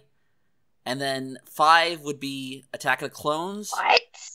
And then after Attack of the Clones, I would probably say The Last Jedi, then Phantom Menace, and then last would be The Force Awakens. Wow. I would. Okay, my turn. My turn. Okay. I'm gonna go Empire, New Hope, Last Jedi, Phantom Menace, Return of the Jedi, Revenge of the Sith, Force Awakens, and Attack of the Clones. Are you triggered? A little. Okay, I guess I'll go. I guess from best to worst. Yeah. Okay, so starts off number A New Hope, then Empire, then Return, then Revenge, then Attack, then Phantom. Oh wait, I completely forgot. Wait, no, Matt, you go ahead. Fuck, I fucked up. Okay. Mine's probably gonna be the most boring one, but Empire, New Hope, Return of the Jedi. I don't know. I guess Force Awakens. I did not rewatch Revenge of the Sith like I did the first two because I couldn't find it online like I could for all the other Star Wars You movies. couldn't find Backstroke of the West? So I'm just gonna say, based off of what I remember from watching Revenge of the Sith as like a 13-year-old, I think I forget when that movie came out, but I would probably say Last Jedi and Revenge of the Sith are like neck and neck, and then Phantom Menace and Attack of the Clones. Yeah, so for me, I don't really feel like going through all of them again. I just want to say, for me at the top, it's the original trilogy. Then the middle, it's this sequel trilogy. Then at the bottom, it's the prequels. And at the very bottom, it's Rogue One. So, there we go. Don't bully Rogue One. Hey, wait, you forgot to list Star Wars: The Clone Wars movie. Oh, yeah. Come on, that's going to be everyone's bottom. What was Jabba's son's name? Zero the Hutt, God, baby. I forget. No, it's not Zero. That's a different Hutt. Jibba? Jibba the Hutt. Jibba. No, it was something stupid. It was like an actual word, like shit pile the hut or something. Dunk the Hutt. All right, bye for time while I look this up. Jabba's son. Okay, so for me, I have not seen The Last Jedi. Unfortunately, I can't refer to Return of the Jedi as just Jedi now because we have another film with Jedi in the title. Thanks, Disney. But Why would you ever refer to it Wait. as Jedi? people refer to it as Jedi. You call it Return. Yeah, Bill. they. What No, I it call was it always Bullshit, Jedi. it was Jedi. It was. By the way, Jabba's son is named Rada See, like the I Hutt. said, it's an actual word. Yep. But Rada the Hutt. Rada the Hutlet. All right, I just want to blow some minds here and just say that Return of the Jedi is my number 2, and that's really the only interesting thing about my opinion. Wow, you're scum. Collin has an Ewok fetish. That's not you. You keep slandering me every That's time I soft. speak on this podcast. There's way more things you can have a fetish for in that movie than Ewoks, like the entire Tatooine scene. Like, yeah, what is that singer? You know, the one Max with the lips? Rebo? No. Not Max Oh, Rebo. God. Nor Salacious Oh! Crumb. That Salacious. reminds me. Oh, that reminds me. Salacious Crumb? There's a part in the casino scene where they're like going through all the areas, destroying everything on the weird alien horses. And there's a part where there's just this random opera singer alien that just starts doing the Oh dumb my jokey God. opera singer sing scream thing. Yes. That was so fucking dumb that it felt like something straight out of the prequels, and it made me hate it just completely took me out of anything that was happening.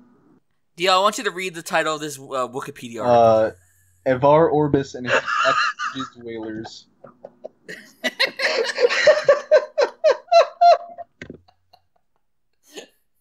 His galactic jizz whalers. They were a jizz band founded by Evar Orbis, featuring Max Rebo, Cy Snoodles, and Droopy McCool.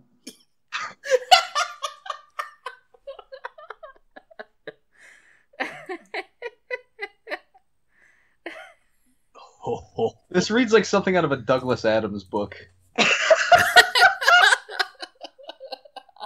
Hey, remember when the writer of the Artemis Fowl books redid Hitchhiker's Guide to the Galaxy? We could have a whole podcast about That's this. a new podcast, folks. Stay tuned. All right, we're gonna wrap this one up. Wrap it up. Wrap it up.